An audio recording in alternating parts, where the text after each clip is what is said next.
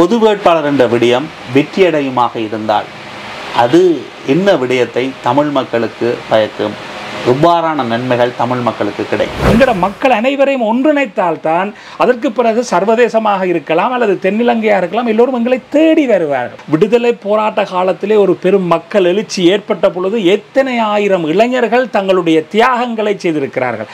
ஆகவே அந்த அடிப்படையிலே சரியான விடயத்தை சரியான சந்தர்ப்பத்திலே சரியானவர்கள் பொருத்தமானவர்கள் முன்வைப்பார்களாக இருந்தால் அது ஒரு பேரெழுச்சியாக நிச்சயமாக மாறும். சர்வதேசம் தமிழ் மக்களுடன் இணைந்து கொள்ளுமா அல்லது ஏதாவது ஒரு நாடு உங்களுக்கு வாக்குறுதி தந்திருக்கின்றதா, நீங்கள் மக்கள் திரட்சியை காட்டுவீர்களானால் உங்கள் பக்கம் நிற்போம்?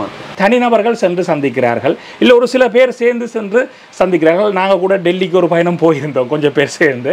அப்போ இப்படி ஒவ்வொரு கட்டங்களாக சந்திப்பு நடக்கிறதே தவிர ஒட்டுமொத்த ஈழத்தமிழினமாக ஒரு தெளிவான திட்டவட்டமான ஒரு வெளிநாட்டு கொள்கையோடு எங்களுடைய இலக்கை அடைவதற்கான வரைபடத்தோடு நாங்கள் ஒட்டுமொத்த தமிழ் பிரதிநிதித்துவமான சந்திப்புகள் இதுவரை கடந்த 15 வருடங்களிலும் நடைபெறவில்லை. பகிரங்கமாக வடகிழக்கில் இருக்கின்ற அமைப்புகளை இணைந்து கொள்ளுமாறு கோருவதில் என்ன பிரச்சனை? கோருவதில் இப்போ என்ன பிரச்சனை என்றால், இப்போ எங்களோட சந்திப்பில் கூட நாங்கள் அதை பகிரங்கமாக அறிவிப்பதில் என்ன பிரச்சனை என்றால், இதில் நீங்கள் ஏற்கனவே கேட்டபடுத்தது நாங்கள் மீண்டும் போகிறோம். அரசியல் சார்ந்த முயற்சியை முன்னெடுக்கும் பொழுது அதற்கு எதிரான தரப்புகள், எதிரான சக்திகள் மிகவும் பலமாக இதை முறியடிப்பதற்கான முயற்சிகளிலே ஈடுபடுகிறார்கள். வேலன் சுவாமிகள், திருவண்ணாமலை ஆயர் என்ற பேரும் வருது. எனக்கு ஆச்சரியமாக கிடக்கு, இன்னொரு வேலன் சுவாமிகள் இருக்கிறாரோ? கட்சிகள் எவ்வாறான கருத்துக்களை உங்களுக்கு கூறுகின்றன? கட்சிகளுடைய கருத்துக்கள் எல்லாம், அந்த சந்திப்புகள் எல்லாமே ஒரு ஆக்கப்பூர்வமான சந்திப்புகளாகவும் எந்தவித ஒரு முரண்பாடுகளோ அடிதடி சண்டையோ இல்லாத சந்திப்புகளாக இருந்தன. உண்டியல் வைக்கப்பட்டது. எனக்கு இது முதல் தர அனுபவம். உண்டியல் வைக்கப்பட்டது. அப்போ உண்டியல் அங்கே வைக்கப்பட்டு அதில் வந்து பங்கு பெற்ற நாங்கள் அனைவரும் உங்களால் முடிந்த நிதியை இதுக்கு நீங்கள் உண்டியலுக்குள்ளே போடுங்கள் என்று சொல்லப்பட்டு, புலம்பெயர் தரப்பு மட்டுமல்ல, தென்னிலங்கை சக்திகள், இதன் பின்னால் பேசப்படும். அப்போ அது எல்லாத்துக்கும் முற்றுப்புள்ளி வைக்கக்கூடிய ஒரு செயற்பாடாகத்தான் அது இருந்தது. அந்த செயற்பாட்டில் இப்பவும் கடன் இருக்கு என்பது குறிப்பிடத்தக்கது. அப்போ இந்த கடனை கட்ட வேண்டிய ஒரு தேவையும் எங்களுக்கு கூட்டுணைவாக இருக்கிறது. இந்த பொது வேட்பாளர் கருத்தியல் தொடர்பில் நீங்கள் அனைவருமே தமிழ் பொது வேட்பாளருக்கு வாக்களிக்க வேண்டும், இதுதான் ஒரே வழிமுறை என்பதை நான் அன்புரிமையோடு கேட்டுக்கொண்டு, அது சம்பந்தமாக உங்களுக்கு இருக்கக்கூடிய தெளிவின்மைகள் அல்லது எதிரான கருத்துக்கள் அல்லது விமர்சனங்கள் இருந்தால் தாராளமாக நீங்கள் எங்களோடு இந்த கருத்துக்களை முன்வையுங்கள்.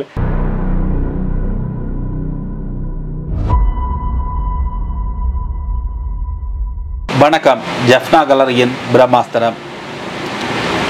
தமிழ் மக்களினுடைய அரசியல் முடிவுகளில் தனிநபர்களின் முடிவுகள், ஒரு சிலரின் முடிவுகள், ஒரு கட்சியின் முடிவுகள் என அனைத்து முடிவுகளும் தோல்வியடைந்தது. அதன் காரணமாக சிவில் சமூகங்கள், தமிழ் கட்சிகள் மற்றும் பல தரப்பினர் ஒன்றிணைந்து கூட்டாக ஒரு முடிவு எடுக்க வேண்டும்.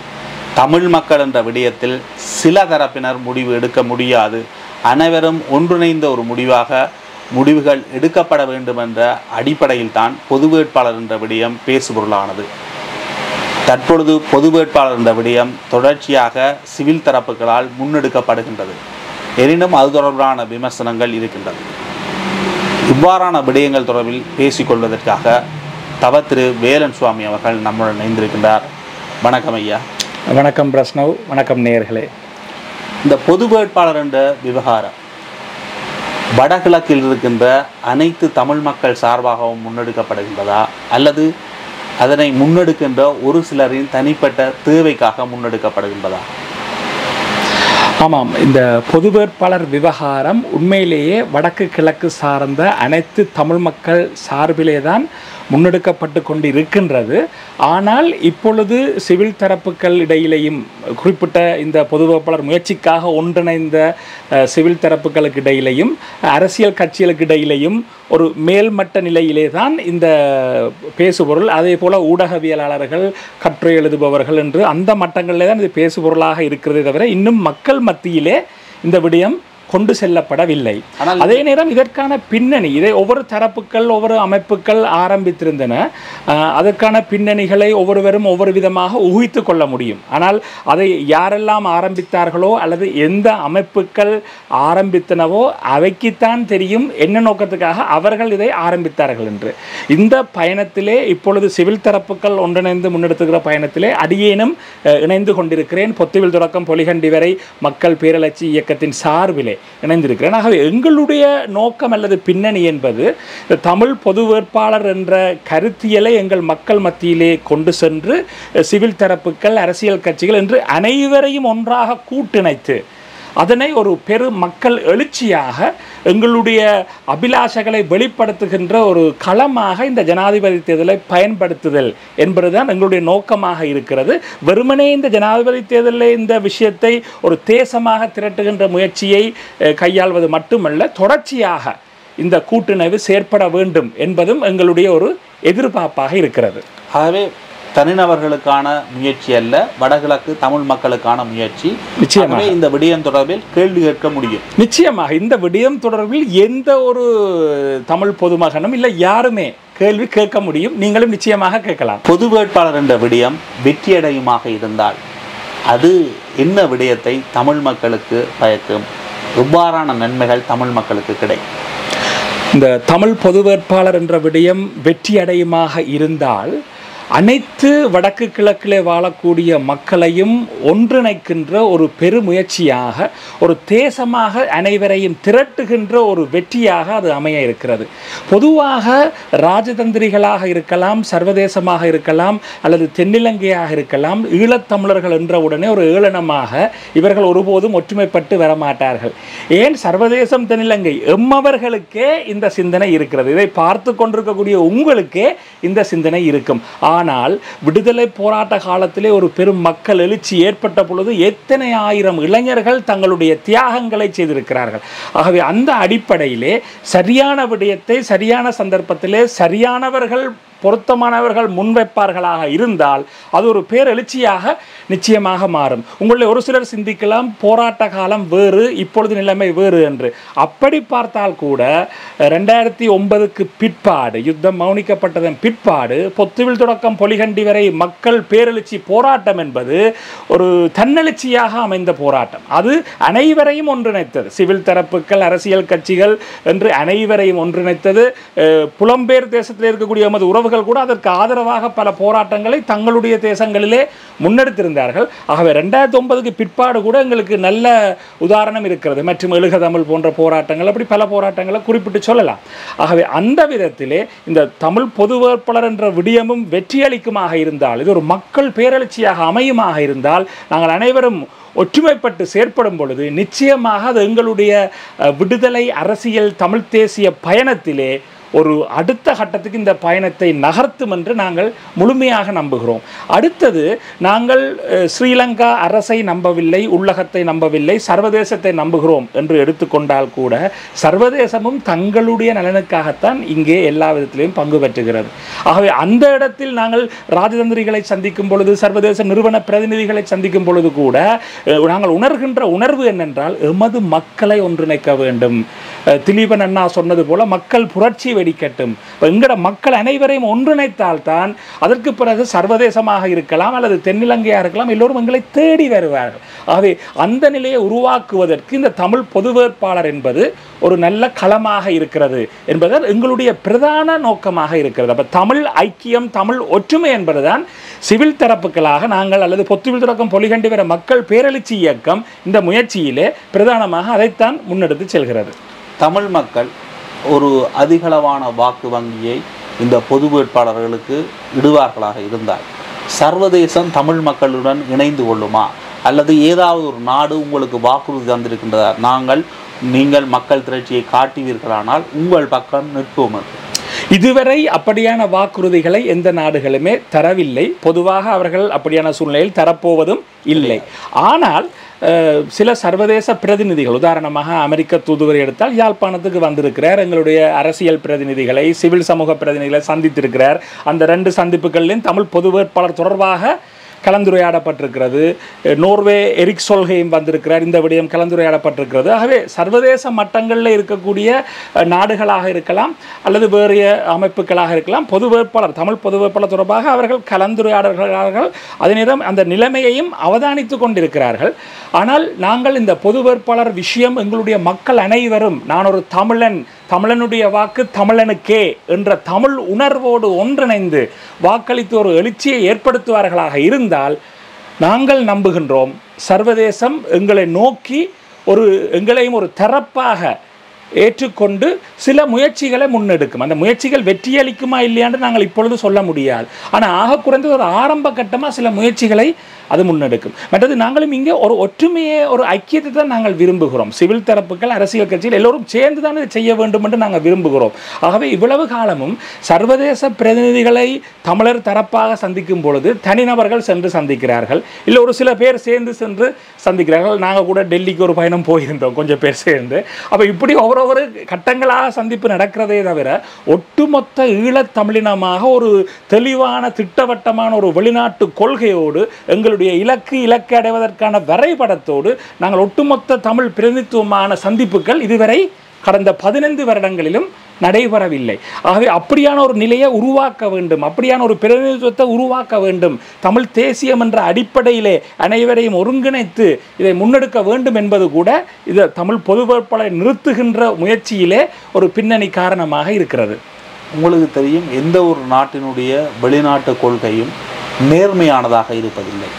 இந்த உலகத்தில் நீதி என்பது கிடையாது. எல்லாம் தங்கள் நாட்டினுடைய நலன்களின் அடிப்படையில் எடுக்கப்படுகின்ற முடிவு. ஆகவே தமிழ் மக்கள் தங்களுடைய திரட்சியை காட்ட முடியும். அதற்காக இந்தியாவோ மேற்குலகமோ அமெரிக்காவோ எப்படி வரும் தமிழ் மக்களுக்காக ஒரு நீதியை வழங்குவதற்கோ அல்லது தமிழ் மக்களுக்காக ஒரு சமஷ்டி அடிப்படையிலான தீர்வை வழங்குவதற்கு எந்த நாடாவது எப்படி வரும் என்று நீங்கள் நம்புகின்றீர்கள்? எந்த நாடாவது இந்த முயற்சிக்கு முன் வரும், அதை தரும் என்று நாங்கள் உண்மையிலேயே நம்பவில்லை. அதை வெளிப்படையாக நாங்கள் யதார்த்தமாக சொல்ல வேண்டும். தரலாம், தந்தால் எங்களுக்கு மகிழ்ச்சி, அது வேறு விடயம். ஆனால் அதே நேரம் இந்த திரட்சி அல்லது இந்த தமிழ் பொது வேட்பாளர் ஊடாக நாங்கள் அனைவரையும் ஒன்று திரட்டும் பொழுது சர்வதேசம் தங்களுடைய நலன் சார்ந்து செயற்பட்டாலும் எங்களை ஒரு தரப்பாக கருதி செயற்பட வேண்டிய ஒரு அழுத்தம் அவர்களுக்கு வரும் என்று நாங்கள் கருதுகின்றோம். ஏனென்றால் இந்த பொதுவென்றபடி சர்வதேசம் என்ன நினைக்கும், இனி வருகின்ற ஜனாதிபதி தேர்தலில் தனக்கு வேண்டிய ஒருவர் ஜனாதிபதியாக வர வேண்டும். ஆகவே அந்த ஜனாதிபதி வேட்பாளருக்கு தமிழ் மக்கள் வாக்களிக்க வேண்டும் என்ற கோரிக்கையைத்தான் அது முன்வைக்கும். நாங்கள் வாக்கை எடுத்து தோல்வியடைகின்ற பொது வேட்பாளருக்கு ஏன் சர்வதேசம் தன்னுடைய ஆதரவை நீட்டப் போகின்றது? ரணில் விக்ரமசிங்கவோ, சயித் பிரேமதாசவோ, அன்ரோகுமார் திசாநாயக்கவோ அப்படிப்பட்ட பிரதான வேட்பாளர்களின் பக்கம்தான் வெளிநாடுகள் நிற்கும். ஏனெனில் அவர்களுக்கு கூடிய நலன் என்பது ஆட்சியின் அதிகாரத்தினூடாகத்தான் பெற்றுக்கொள்ள முடியும், எதிர்த்தரப்பினூடாக பெற்றுக்கொள்ள முடியாது. ஆகவே எவ்வாறு பொது வேட்பாளர் விடயத்தில் சர்வதேசத்தினுடைய தேவை இருக்கு, அவதானம் இருக்கு, ஆனால் தேவை நிச்சயமாக. ஏனென்றால் இந்த விடயத்தில் நீங்கள் பார்த்தால் கடந்த 15 வருடங்களிலும் சர்வதேசம் என்று நாங்கள் சொல்லுகின்ற வல்லரசு நாடுகளாக இருக்கலாம் அல்லது ஐக்கிய நாடுகள் சபை போன்ற சர்வதேச நிறுவனங்கள் கட்டமைப்புகளாக இருக்கலாம், ஒட்டுமொத்தமாகத்தான் நாங்கள் சர்வதேசம் என்று குறிப்பிடுகிறோம். இந்த சர்வதேசம் ஈழத்தமிழர் தரப்போடும் வந்து சந்திப்புகளை நடாத்துகிறது, எங்களுடைய கருத்துக்களை கேட்கிறது. அறகலிய போராட்டம் நடக்கும் பொழுது நீங்கள் ஏன் அதில் பங்கு பெற்றவில்லை என்று வந்து சர்வதேச பிரதிநிதிகள் எங்களை கேட்கிறார்கள். ஆகவே இந்த 15 வருடங்களில் நாங்கள் சிதறி போயிருக்கிறோம். படிப்படியாக பார்த்தா சிதறி கொண்டு தான் வந்திருக்கிறோம். சிதறலுக்கு கூட சர்வதேசம் வந்து எங்களோட பேசுது என்று சொல்லும் பொழுது சிதறலுக்கு பிரதான காரணமும் வெளிநாட்டு சக்திகள் ஏற்றுக்கொள்கிறோம், அதில் மாற்று கருத்து இல்லை. பல தூதுவராலயங்கள் மீது கூட குற்றச்சாட்டுகள் இருக்கின்றன, நானும் அதை மறுக்கவில்லை. ஆகவே அப்படியான ஒரு பார்வையில் இருக்கும் பொழுது சில தூதுவர் ஆலயங்கள் அல்லது சில சர்வதேச சக்திகள் வெளிப்படையாக நீங்கள் ஒற்றுமையாக வாருங்கள் வந்து கேளுங்கள் என்று சொன்னாலும் பின்னாலே அவர்கள் எங்களை பிரிப்பதற்கான முயற்சிகளை கூட ராஜதந்திர ரீதியில் அவர்கள் சூக்ஷ்மமாக மூலமாக முன்னெடுக்கிறார்கள். அதில் யதார்த்தம் இருக்கிறது. அந்த பின்னணியில் அவர்கள் எங்களை சந்தித்து கதைக்கின்ற ஒரு பின்னணியை இவ்வளோ காலம் நான் சொல்ல வர்றது ஒரு சக்தி இல்லாமல் நாங்கள் ஒரு திரட்சி இல்லாமல் இருக்கே வந்து கதைக்கினம், கருத்தறிய விரும்பினம், சில முயற்சியில் முன்னெடுக்கினம் என்று சொல்லும் பொழுது சில வேண்டுகோள்களை கூட முன்வைக்கினம். சிவில் தரப்புகளுக்கு ஊடாக இப்படி ஒரு போராட்டத்தை நீங்கள் செய்ய முடியுமா, செய்ய முடியுமா கூட சில வேண்டுகோளை சில தூதுவராலயங்கள் முன்வைக்கிறார்கள். அப்படி சில இதுகள் வரும் பொழுது என்ன காரணம் என்றால் இந்த பொறுப்பு கூறல், அக்கௌண்டபிலிட்டி மற்றும் மனித உரிமை மீறல்கள், 2009 இறுதி யுத்தத்திலே நடந்த போர்க்குற்றங்கள், மனித குலத்துக்கு எதிரான குற்றங்கள், இனப்படுகொலை, இன அழிப்பு போன்ற விடயங்களைத்தான் சர்வதேசமும் கையாளுகிறது.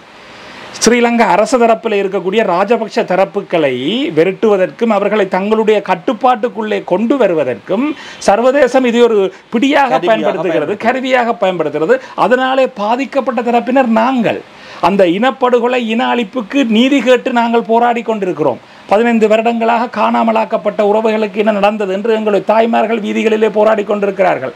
அதை கூட பல பிரிவுகளாக உடைக்கின்ற முயற்சிகள் பல தரப்பிலும் நடந்து கொண்டிருக்கிறது. அது வெற்றிகரமாகவும் நடைபெறுகிறது. ஆக இப்படியான பல சவால்களுக்கு மத்தியில் இந்த பொறுப்பு கூறல், நல்லிணக்கம், இந்த விடயங்களை வைத்துத்தான் குறிப்பாக இந்தியா, மேற்குலக நாடுகள், ஐரோப்பிய நாடுகள் ஒரு விடயத்தை சொல்கிறபடியால் அதில் தமிழர் தரப்பும் பிரதான ஒரு வகிபாகமாக இருக்கிறதால நாங்கள் ஒட்டுமொத்த திரட்சியாக வந்தால் அவர்கள் கட்டாயம் எங்களை சந்திக்க வேண்டிய ஒரு நிர்பந்தம் இருக்கிறது. நாங்கள் சொல்வதை ஏற்றுக்கொள்வார்களோ அல்லது எங்களுடைய வேண்டுகோள் அதை அவர்கள் ஏற்றுக்கொள்வார்களோ இல்லையோ என்பதற்கு அப்பால் இதுவரை நாங்கள் பிரயோகித்து வருகின்ற அழுத்தமோ அல்லது அந்த ஒரு தலையீடோ இது ஒட்டுமொத்த திரட்சியாக வந்ததன் பிற்பாடு நிச்சயமாக அது அதிகரிக்கும் என்றதை சொல்கிறேன். இரண்டாவது, நாங்கள் ஒரு தமிழ் பொது வேட்பாளரை நிறுத்தி அது ஒரு மக்கள் திரட்சியாக, எழுச்சியாக, ஒட்டுமொத்த வடகிழக்கு தமிழர்களாக ஒன்றிணைந்து நாங்கள் அதை வெளிப்படுத்துவோமாக இருந்தால் எங்களுக்கு ஒரு பலம் ஒன்று வரும். எங்களுக்குள்ள சிவில் தரப்புகள், அரசியல் கட்சியில் ஒன்றிணைந்து இன்றைக்கு வடக்கு கிழக்கிலே நாங்கள் எதிர்கொள்ளுகின்ற பிரச்சனைகள், காணி அபகரிப்பாக இருக்கலாம், பௌத்தமயமாக்கலாக இருக்கலாம், மயிலத்தமடு பிரச்சனையாக இருக்கலாம், வெடுக்குநாரி பிரச்சனையாக இருக்கலாம், தையிட்டி விகாரையாக இருக்கலாம், இன்னொரு பிரச்சனைகளை இப்பொழுது நடக்கிறது. ஒவ்வொரு தரப்புக்கள்லாம் எதிராக போராடி கொண்டிருக்கிறார்கள். சில தனி நபர்கள்லாம் போராடி கொண்டிருக்கிறோம்.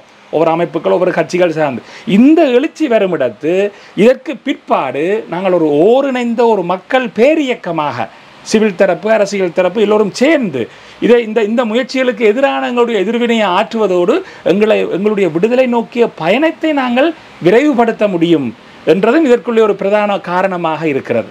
அப்போ அதுவும் ஒரு பிரதான காரணம். ஏனென்றால் மக்களை ஒரு தேசமாக திரட்டுவதற்கு இந்த தமிழ் பொது வேட்பாளரை நிறுத்த வேண்டும் என்பது. ஆனால் அரசாங்கத்துடன் வெளிநாடுகள் பேச்சுவார்த்தை செய்ய முடியும். எதிர்த்தரப்பில் இருக்கின்ற தமிழ் மக்கள் 12 வீதமானவர்கள். அவர்களுடைய பலம் என்ன என்பது இங்கு ஒரு மிகப்பெரிய கேள்விக்குறி இலங்கையை பொறுத்தவரை. அதையும் தாண்டி நீங்கள் பொது வேட்பாளரை நிறுத்தி உங்களுடைய அபிலாஷைகளை வெளிப்படுத்த போகின்றீர்கள். அதில் ஒரு திரட்சியை காட்டப் போகின்றீர்கள். உங்களுடைய திரட்சியை காட்டுவதன் ஊடாக ஏன் சர்வதேசம் உங்களிடம் வர வேண்டும் என்ற ஒரு கேள்வி. அதை கடந்து சர்வதேசத்துக்கு வேறு வழிகள் இல்லையா உங்களை ஒன்றிணையாமல் தடுப்பதற்கு? இப்போ உதாரணமாக சர்வதேச தரப்புகளை எடுத்துக்கொண்டால் இப்பொழுது நீங்கள் பார்த்தால் அரசாங்கத்தின் சார்பில் ஜனாதிபதியை சந்திக்கிறார்கள், எதிர்க்கட்சி தலைவரை சந்திக்கிறார்கள், இப்போ அனுரகுமார திசாநாயக்கா அவர்களையும் சந்திக்கிறார்கள், வெளிநாட்டு அமைச்சரை சந்திக்கிறார்கள். பொதுவாக பார்த்தா அப்போ அதில் பார்த்தால் எதிர்க்கட்சி பலமாக இருக்கிறதோ இல்லையோ, இப்போ குறிப்பிட்டு சொல்ல போனால் ஜனாதிபதி தேர்தலை அடிப்படையாக வைத்து பார்க்கும்போது வேட்பாளர்கள் யாரோ அவை எல்லாரையுமே சந்திக்கிறார்கள். இந்தியா அனுரகுமார திசாநாயக்கா அழைத்தே சந்தித்தது. அப்போ அனுரகுமார திசாநாயக்கு பெரிய பலம் இல்லை. நாளைக்கு பாராளுமன்ற தேர்தல் நடக்குமாக இருந்தால் அவருக்கு பெரிய பாராளுமன்ற உறுப்பினர்கள் வரப்போவதில்லை. இப்பொழுதே அவர்களுடைய கட்சியிலே 5 பாராளுமன்ற உறுப்பினர்கள் தான் இருக்கிறார்கள். ஆகவே அங்கே அந்த எண்ணிக்கை அல்லது அந்த பலம் என்றதுக்கு அப்பால இந்த சந்திப்புகள் நடக்கும் பொழுது தமிழர் தரப்பிலும் ஒரு சந்திப்பை செய்ய, வடகிழக்கு தமிழர்கள் தரப்பில் அல்ல வடகிழக்கு சார்ந்த அளவில் ஒரு சந்திப்பை செய்ய வேண்டிய ஒரு தேவை அவர்களுக்கு இருக்கிறது.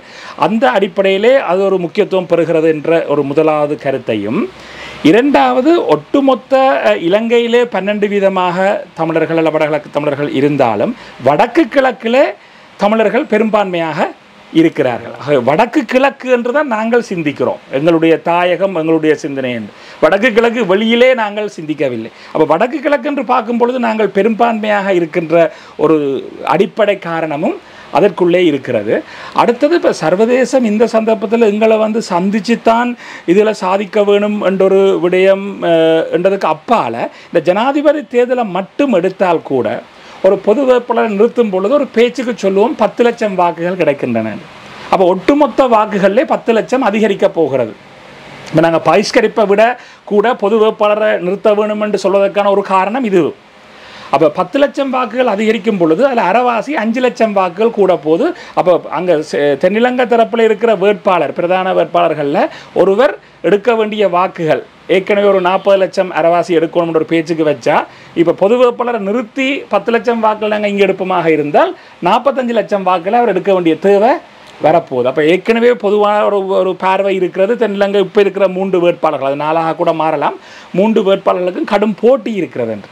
அப்போ நாங்கள் இந்த பொது வேட்பாளரை நிறுத்துவதன் ஊடாக அந்த போட்டித்தன்மையை, தென்னிலங்கை அரசியலில் இருக்கக்கூடிய ஒரு ஸ்திரத்தன்மையை இன்னும் நாங்கள் குறைக்கலாம், போட்டித்தன்மையை அதிகரிக்கலாம். அப்போ அதுவும் ஒரு பொது வேட்பாளரை நிறுத்தும் பொழுது நீங்கள் ஏற்கனவே குறிப்பிட்டது போல சர்வதேசம் ஒருவரை ஜனாதிபதியாக கொண்டு வர வேணுமாக இருந்தால் இந்த கணித கணக்கை பார்த்து அந்த 5 லட்சம் வாக்குகளும் இங்கே தேவையாக இருக்குமாக இருந்தால் சில சர்வதேசமே எங்களை அணுகக்கூடும். நீங்கள் ஆதரவை இவர்களுக்கு அணுகுவார்கள் என்று நான் சொல்லவில்லை, அணுகக்கூடும். அணுகினால் ஆதரவை தெரிவிங்களேன். ஆனால் எங்களுடைய நிலப்பாடு 2வது விருப்பு வாக்குக்கும் இடமில்லை. அதிலே நாங்கள் தெளிவாக இருக்கிறோம். தமிழருக்கு தமிழ் பொது வேட்பாளர் ஒருவருக்கு மட்டும்தான் வாக்களித்தல். தமிழ் வேட்பாளருக்கு மக்கள் வாக்களிக்கின்றார்கள். அதனூடாக பிரதானமாக அங்கு ஒரு போட்டி நிலவ போகின்றது. அதில் உங்களுடைய வாக்குகளின் காரணமாக அந்த 50% தாக்கம் செலுத்தும் என்று கூறப்படுகின்றது. உங்களுடைய வாக்குகள் தாக்கம் செலுத்தும், ஆனால் உங்களுடைய வாக்குகளால் யாரும் வெற்றியடைய போவதில்லை. குறைந்தது 20 வேட்பாளர்கள், குறைந்தது 10 வேட்பாளர்கள் என்றாலும் இம்முறை ஜனாதிபதி தேர்தலில் போட்டியிடுவார்கள். அவர்களுடைய வாக்குகளின் 2வது விருப்பு வாக்குகள் எண்ணப்படும். அவ்வாறு ஒரு நிலைமையில் 50% அடையாவிட்டால் கூடிய வாக்கு உள்ளவர் தான் அறிவிக்கப்பட போகின்றது. நிச்சயமாக தமிழ் வேட்பாளருடைய வாக்கு எங்கும் நாங்கள் கொடுக்க போறதும் இல்லை, அது கூட்ட போறதும் இல்லை, கழிக்கப்பட போவதும் இல்லை.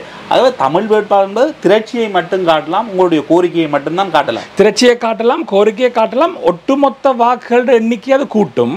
அந்த 60% கூட்டும். அந்த அதை கூட்டுறதன் ஊடாக இப்போ இன்னாரேன்று தெரிவு செய்யாது. ஆனால் ஒரு 5 லட்சம் வாக்குகள் ஒரு பேச்சுக்கு கூட்டுதண்டு வச்சால் அது ஏற்கனவே இருக்கக்கூடிய அந்த போட்டித்தன்மையை இன்னும் அதிகரிக்கும். அடுத்தது இந்த ஜனாதிபதி தேர்தல் என்பது எங்களுடைய பார்வையில் இது ஸ்ரீலங்காவுக்கான தேர்தல், இது எங்களுக்கான தேர்தல் அல்ல. நாங்கள் வவுனியாவிலே எடுத்த கூட்டு தீர்மானத்தை பார்த்தீர்கள் என்றால் அதிலே நாங்கள் சொல்கிறோம், இந்த ஸ்ரீலங்கா ஜனாதிபதி தேர்தலில் ஸ்ரீலங்காவுக்கான ஜனாதிபதியை தெரிவு செய்கின்ற தேர்தல் என்ற அடிப்படையிலே நிராகரித்து பகிஷ்கரித்து, ஆகவே இந்த தமிழ் பொது வேட்பாளர் என்ற கருத்தியலுக்குள்ளேயே பகிஷ்கரிப்பு இருக்கிறது. நாங்கள் முன்வைக்கிற பார்வையில் தமிழ் பொது வேட்பாளரை ஒவ்வொருத்தரும் ஒரு மாதிரி முன்வைக்கலாம், அது அவைய பிரச்சனை. நாங்கள் இந்த விதத்தில் மிக தெளிவாக இருக்கிறோம். அப்போ இந்த தமிழ் பொது வேட்பாளர் என்ற கருத்தியலுக்குள்ளேயே நிராகரிப்பில் பகிஷ்கரிப்புன்றது உள்வாங்கப்பட்டிருக்கிறது, அடக்கப்பட்டிருக்கிறது. அப்போ அது நாங்கள் ஜனாதிபதி என்பதை நிராகரிக்கிறோம். அப்போ அங்கே தென்னிலங்கையில் யார் வந்தான்னு, எங்களுக்கு ரணில் வந்தானே, சஜித் வந்தானே, அனுரோ வந்தானே, எல்லாம் ஒன்று தான். இப்போ ரணில் விக்ரமசிங்கே இப்போ ஜனாதிபதியாக இருந்து கூட எவ்வளவு அநியாயம் அட்டூழியம் செய்கிறார். வெடுக்குநாரி மலையில் சிவராத்திரி என்று நடந்த அநியாயம் இருக்கலாம். மயிலத்தமடு இப்போவும் பசுக்கள் இறந்து கொண்டிருக்கின்றன. முள்ளிவாய்க்கால் கஞ்சி காய்ச்சினதுக்கு திருவோணமலையில் 3 பெண்கள் உட்பட 4 பேரை அடாவடியா அடாத்தா கைது செய்த உட்பட பல விஷயங்களை குறிப்பிட்டு சொல்லலாம்.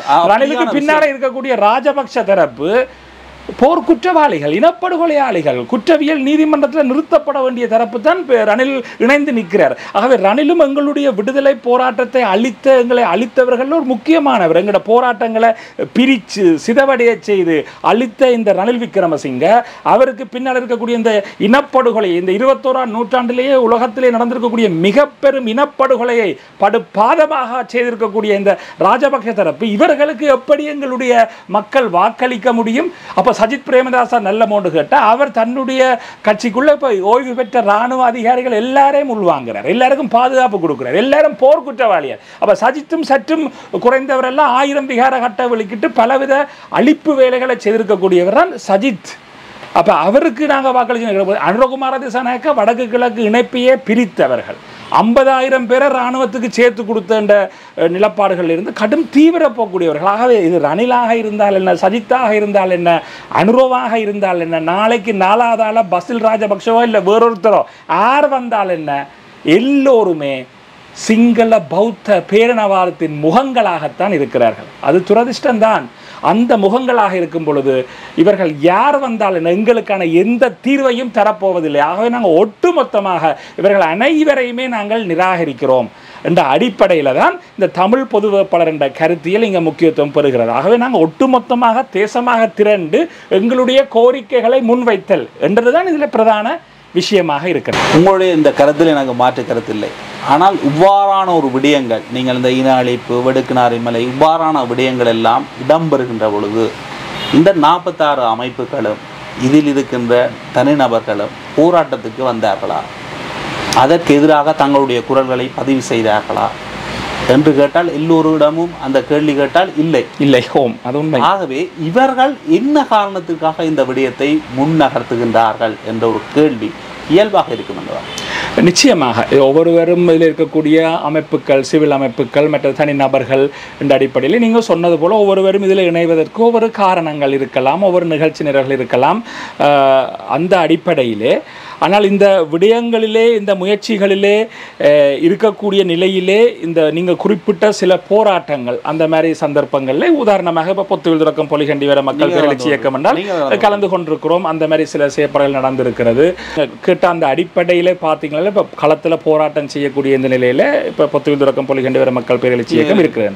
அடுத்தது யாழ் பல்கலைக்கழக மாணவர் ஒன்றியம், கிழக்கு பல்கலைக்கழக கலை கலாச்சார பீட மாணவர் ஒன்றியம், 2 அமைப்புகளுமே இதுக்குள்ளே இருக்கிறார். பல்கலைக்கழக மாணவர்கள் போராட்டங்களை வடக்கில் இருந்து கிழக்கு நோக்கி முன்னெடுத்த முயற்சிகளை முன்னெடுத்தவர்கள் அறிக்கைகள் வெளியிடுகிற நிலையில் ஒரு அழுத்தத்தை அவர்கள் அழுத்த குழுவாக இருக்கிறார்கள். அந்த அடிப்படையில் அவர்கள் இருக்கிறார்கள்.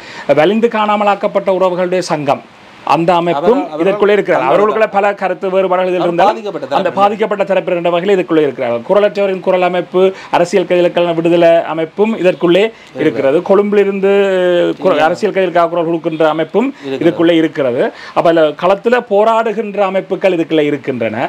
அடுத்தது அறிக்கைகள் வெளியிடுகின்ற அமைப்புகள். இப்போ அறிக்கைகள் என்ன பிரயோசனம்னு நீங்க கேட்கலாம். ஆனால் அறிக்கைகளை வெளியிடுகின்ற அமைப்புகளும் இதுக்குள்ளே இருக்கிறார்கள்.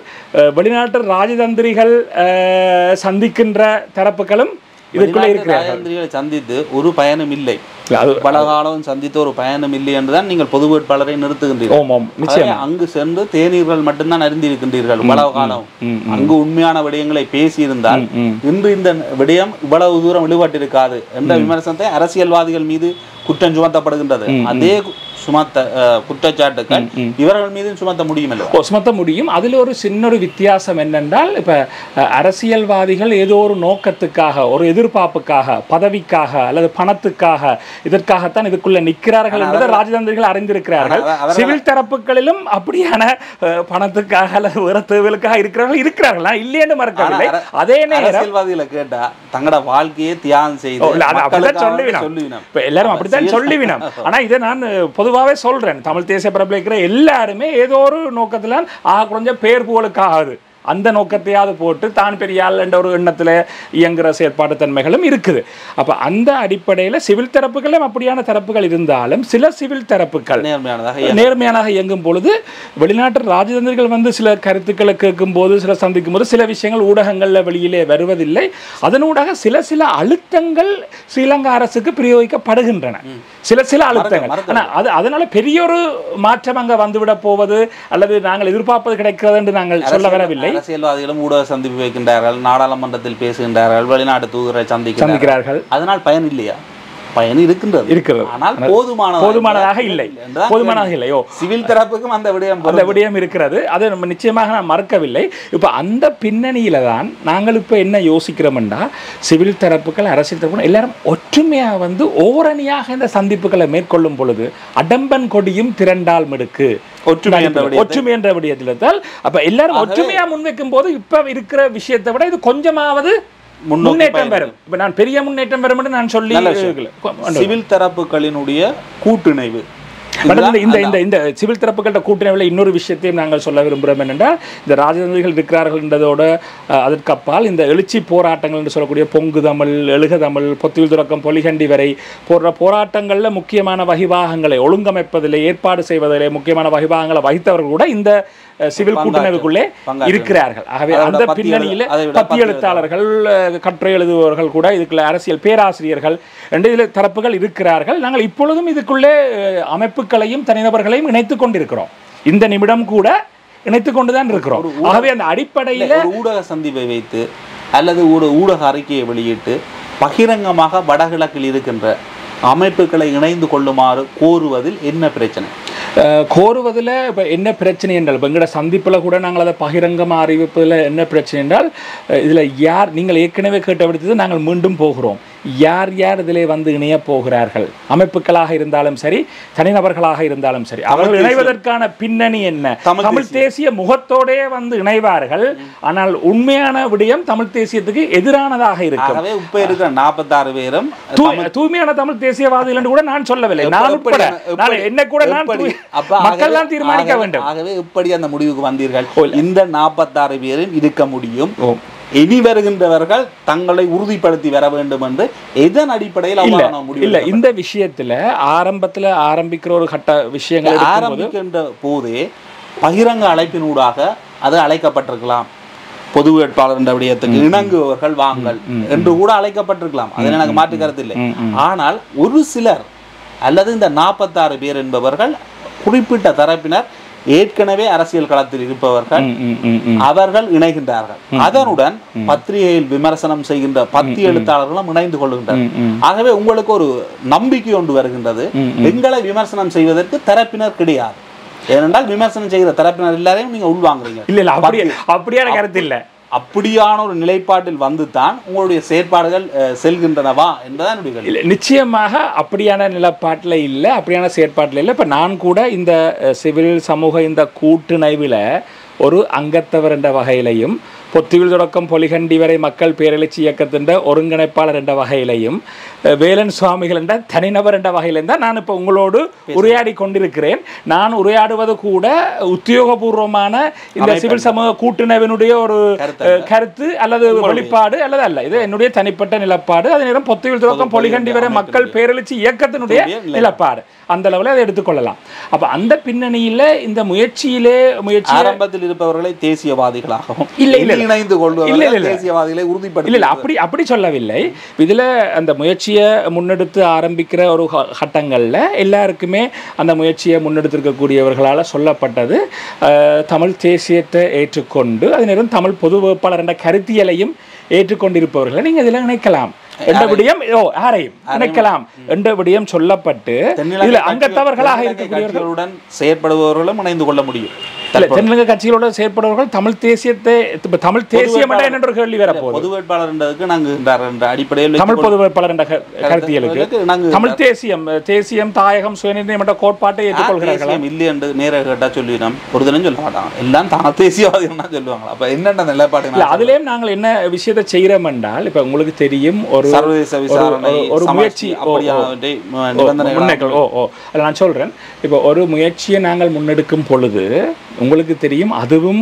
குறிப்பாக அரசியல் சார்ந்த முயற்சியை முன்னெடுக்கும் பொழுது அதற்கு எதிரான தரப்புகள் எதிரான சக்திகள் மிகவும் பலமாக இதை முறியடிப்பதற்கான முயற்சிகளிலே ஈடுபடுகிறார்கள் அது தனி நபர்களாக இருக்கலாம் அமைப்புகளாக இருக்கலாம் நாடுகளாக இருக்கலாம் வல்லரசுகளாக இருக்கலாம் சர்வதேச நிறுவனங்களாக இருக்கலாம் யாராயும் இருக்கலாம் அப்படி ஏற்படும் பொழுது அந்த முயற்சிக்கு ஓரளவுக்கு கொள்கையையும் ஏற்றுக்கொண்டு விசுவாசமாகவும் நேர்மையாகவும் இருப்பவர்களை முடிந்தளவு 100% நாங்கள் யாரையுமே தீர்மானிக்க முடியாது சொல்ல முடியாது அப்போ முடிந்தளவு பட் அந்த முயற்சியை முன்னெடுப்பவர்களுக்கு இருக்கக்கூடிய பார்வைகள் அவர்களுடைய ஆளுமை விருத்திகள் அதுவும் இதில் தாக்கம் செலுத்தும் நடைமுறையில் தாக்கம் செலுத்தும் அப்போ அந்த அடிப்படையில் முடிந்தளவு ஓரளவு இந்த முயற்சிக்கான ஆக்களை ஒருங்கிணைச்சு கொண்டு இந்த பயணத்தை மெல்ல மெல்லமாக கூட்டு சேர்த்து கொண்டு போவது தான் என்னுடைய நோக்காக இருக்கிறது இப்போ உதாரணமாக சொல்ல போனால் ஒருவர் வந்து நான் இந்த கூட்டணிவில் இணைய விரும்புகிறேன் தமிழ் தேசியத்தை முழுமையாக ஏற்றுக்கொள்கிறேன் பொதுவாக கருத்தியலை முழுமையாக ஏற்றுக்கொண்டு சொன்னால் நாங்கள் அதை மறக்கப் போவது இல்லை மறக்கவும் முடியாது ஏன்னா வடக்கு கிழக்கு தமிழர்கள் சார்ந்து நாங்கள் செயற்படும் பொழுது மறக்க முடியாது ஆனால் இப்போ தென்னிலங்கை அரசியல் கட்சிகளோடு இயங்குபவர்கள் என்றால் இதில் அடிப்படை கொள்கையே தமிழ் பொது வேட்பாளரை நிறுத்துகின்ற கொள்கையே என்ன சொல்கிறது தென்னிலங்கையை நிராகரிக்கிறது சஜித்தோ ரணிலோ அனுரவோ இந்த வேட்பாளர்களையும் அவர்கள் பின்பற்றுகிற அந்த கட்சிகள் அத்தனையும் நாங்கள் நிராகரிக்கிறோம் ஆகவே அவ்வளவற்றை நிராகரிக்கும் பொழுது அந்த கட்சிகளில் அங்கே இருக்கக்கூடியவர்கள் ஆனால் நாங்கள் தமிழ் தேசியவாதிகள் நாங்கள் பொது வேட்பாளருக்கு ஆதரவாக இருக்கிறோம் என்று வந்து நாங்கள் ஏற்றுக்கொள்ள முடியாது இருந்தவர்கள் வந்து ஏற்கனவே இருந்தவர்கள் இப்போ அவர்கள் மனந்திருந்தி வருகிறோம் என்றால் அதை எந்த அளவுக்கு நம்புவது என்ற ஒரு கேள்விக்குறி இருக்கிறது ஏன்னா ஏற்கனவே அங்கே இருந்தவர்கள் இங்கே மாறி வருவது கூட ஒரு திட்டமிடப்பட்ட ஒரு முறியடிப்பு முயற்சிக்கான ஒரு ஆரம்பமாக இருக்கலாம் அப்போ இதை நாங்கள் சற்று பொறுமையாக சூக்ஷ்மமாக அவதானமாக கையாள வேண்டிய ஒரு சூழல் இருக்கின்றதை நீங்கள் ஏற்றுக்கொள்வீங்கள். இந்த முயற்சி வெற்றி அளிக்க வேண்டுமாக இருந்தார். இப்போ நான் கூட என்னை கூட நிறைய ஊடகவியலாளர்கள் அணுகியிருந்தார்கள். பிரஸ்டவ் நீங்கள் கூட அணுகியிருந்தீர்கள். நிறைய அணுகியிருந்த பொழுது நான் அனைவருக்கும் அன்போடு சொல்லி கொண்டது, இந்த கட்சிகளுடைய சந்திப்புகள் நடைபெற்று கொண்டிருக்கின்றன. அந்த முதல்கட்ட சந்திப்புகள் நிறைவடைந்ததன் பிற்பாடு நான் உங்களுக்கு வந்து இந்த விஷயத்தை பற்றி நான் கதைக்கிறேன், கருத்து சொல்கிறேன் என்று. அடியேன் அப்படி சொன்னதற்கான பிரதான காரணம், ஒரு முயற்சியை நாங்கள் முன்னெடுக்கும் பொழுது அது ஓரளவுக்கு சாத்தியமாக வேண்டும் என்ற ஒரு அடிப்படையில் சில சந்தர்ப்பங்களில் சில இரகசியங்களை பேண வேண்டிய தன்மை இருக்கிறது. ஆனால் கட்சிகளை சந்திக்கின்றோம், அந்த முயற்சி நடக்கிறது என்றதை நாங்கள் அனைவருக்கும் தெரியப்படுத்தத்தான் வேண்டும். அதில் மாற்று கருத்தில்லை. எதிர்வரும் காலங்களில் நான் நம்புகிறேன் இந்த சிவில் சமூக கூட்டுணர்வு ஊடக சந்திப்புகளை எதிர்வரும் காலங்களில் நடாத்தும். எதிர்காலத்தில் வெளிப்படைத்தன்மையுடன் இயங்கும் என்று நம்பலாம். வெளிப்படைத்தன்மையோட இயங்கும். இப்போ இதுவரை காலமும் வெளிப்படைத்தன்மையோட தான் இயங்கியது. ஆனால் ஊடகங்களுக்கு வந்து இன்னென்ன இது விஷயம் நடக்குதுன்ற கருத்தை நாங்கள் சொல்லல. ஏன்னா வெளிப்படையாக சொல்றது விஷயம் இல்லை, மக்களுக்கு சொல்லல என்றதுக்கு நான் இப்போ சொல்ல வாரது, வவுனியால நாங்கள் முதல் சந்திச்சினாங்க. அதுதான் எங்களுடைய முதல் படி, ஆரம்ப படி. அந்த சந்திச்சு அன்றைக்கு ஒரு கூட்டு தீர்மானத்தை சிவில் சமூகம் எடுத்து அந்த தீர்மானத்தை நாங்கள் மக்களுக்கு தெரிவிச்சினாங்க. ஊடகங்கள் வாயிலாக மக்கள் எல்லோருக்குமே தெரிவிச்சினாங்க. அதில் ஒளிவு மறைவு இல்லை. பிறகு அந்த தீர்மானங்கள்லேயே எதிர்காலத்தில் வந்து அரசியல் கட்சிகளையும் இணைச்சு கொண்டு ஒரு சில பொது கட்டமைப்புகளை உருவாக்குதல்ன்றது அந்த தீர்மானத்துக்குள்ளேயே வருது.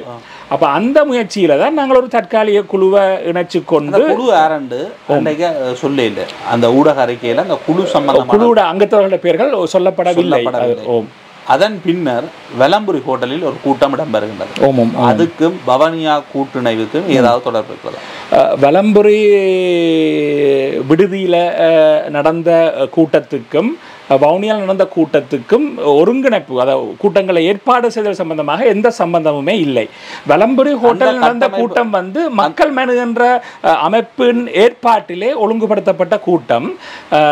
இந்த மக்கள் மனு என்ற அமைப்பும் இந்த முயற்சியை முன்னெடுத்திருந்தார்கள். அந்த அடிப்படையிலே அது மக்கள் மனு என்ற அமைப்பால் ஏற்பாடு செய்யப்பட்டிருந்த கூட்டம் தான் வெலம்புரி விடுதியில் நடந்தது. காரணம் அதில் இருந்த தரப்பினரும் பவனியாவில் இருந்த தரப்பினரும் ஒரே தரப்பினராக இருந்தார்கள். கட்சியை கடந்து அதில் இருக்கின்ற சில சிவில் தரப்புகள், பத்தி எழுத்தாளர்கள் இங்கும் இருந்தார்கள். ஆகவே அதனுடைய ஒரு சிலர் இருந்தார்கள், அங்கிருந்தவர்கள் ஒரு சிலர் இங்கும் இருந்தார்கள். உதாரணமாக வவுனியா தரப்பிலே நான் இருந்தேன், திருகோணமலை ஆயர் இருந்தார். ஆனால் இங்கு நாங்கள் 2 பேருமே இல்லை. உங்களுக்கு நன்றாகவே தெரியும்.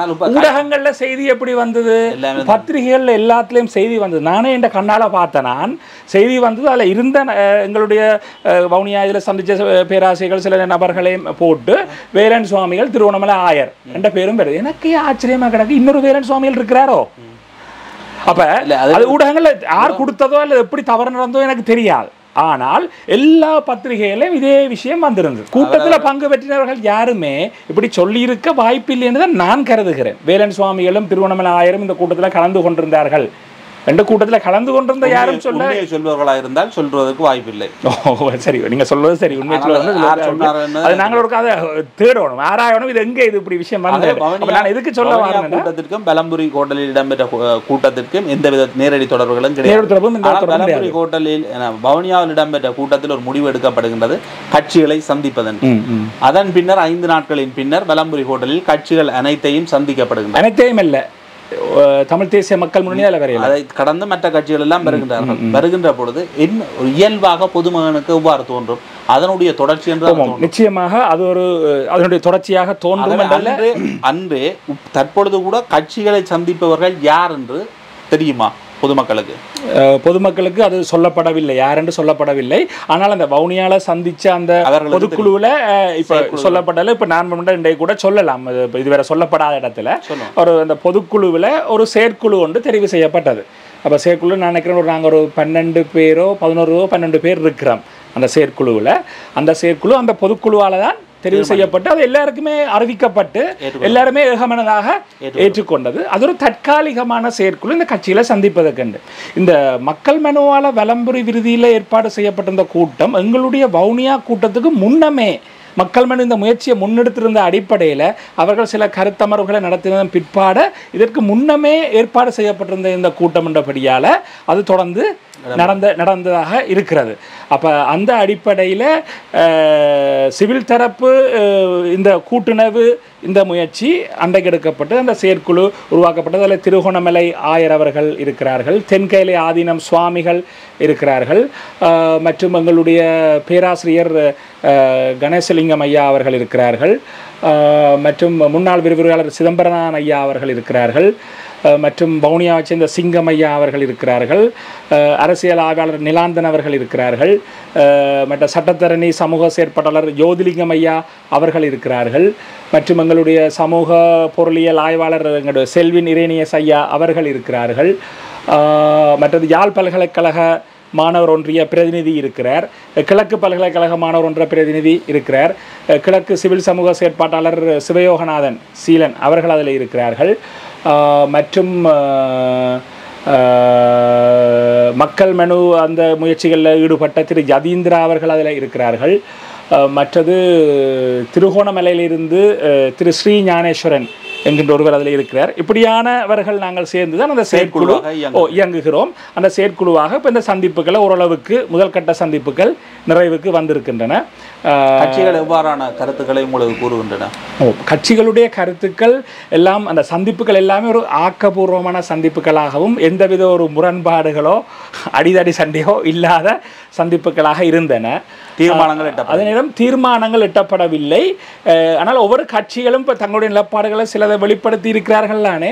அந்த விதத்திலே தமிழரசு கட்சி இன்னும் தீர்மானம் எடுக்கவில்லை, தீர்மானத்தை சொல்கிறோம் என்ற தீர்மானம் எடுக்கவும் இல்லை, தற்பொழுது தீர்மானம் எடுக்கவும் மாட்டாது. தென்னிலங்கை வேட்பாளர்கள் யார் என்று தெரிந்ததன் பின்னர் தான் எடுப்பார்கள். உங்களுடைய முயற்சிக்கு அது மிகப்பெரிய தடையாக இருக்கும். ஏனெனில் அது நீங்கள் அதை வைத்து ஒரு முடிவுக்கு செல்ல முடியாது.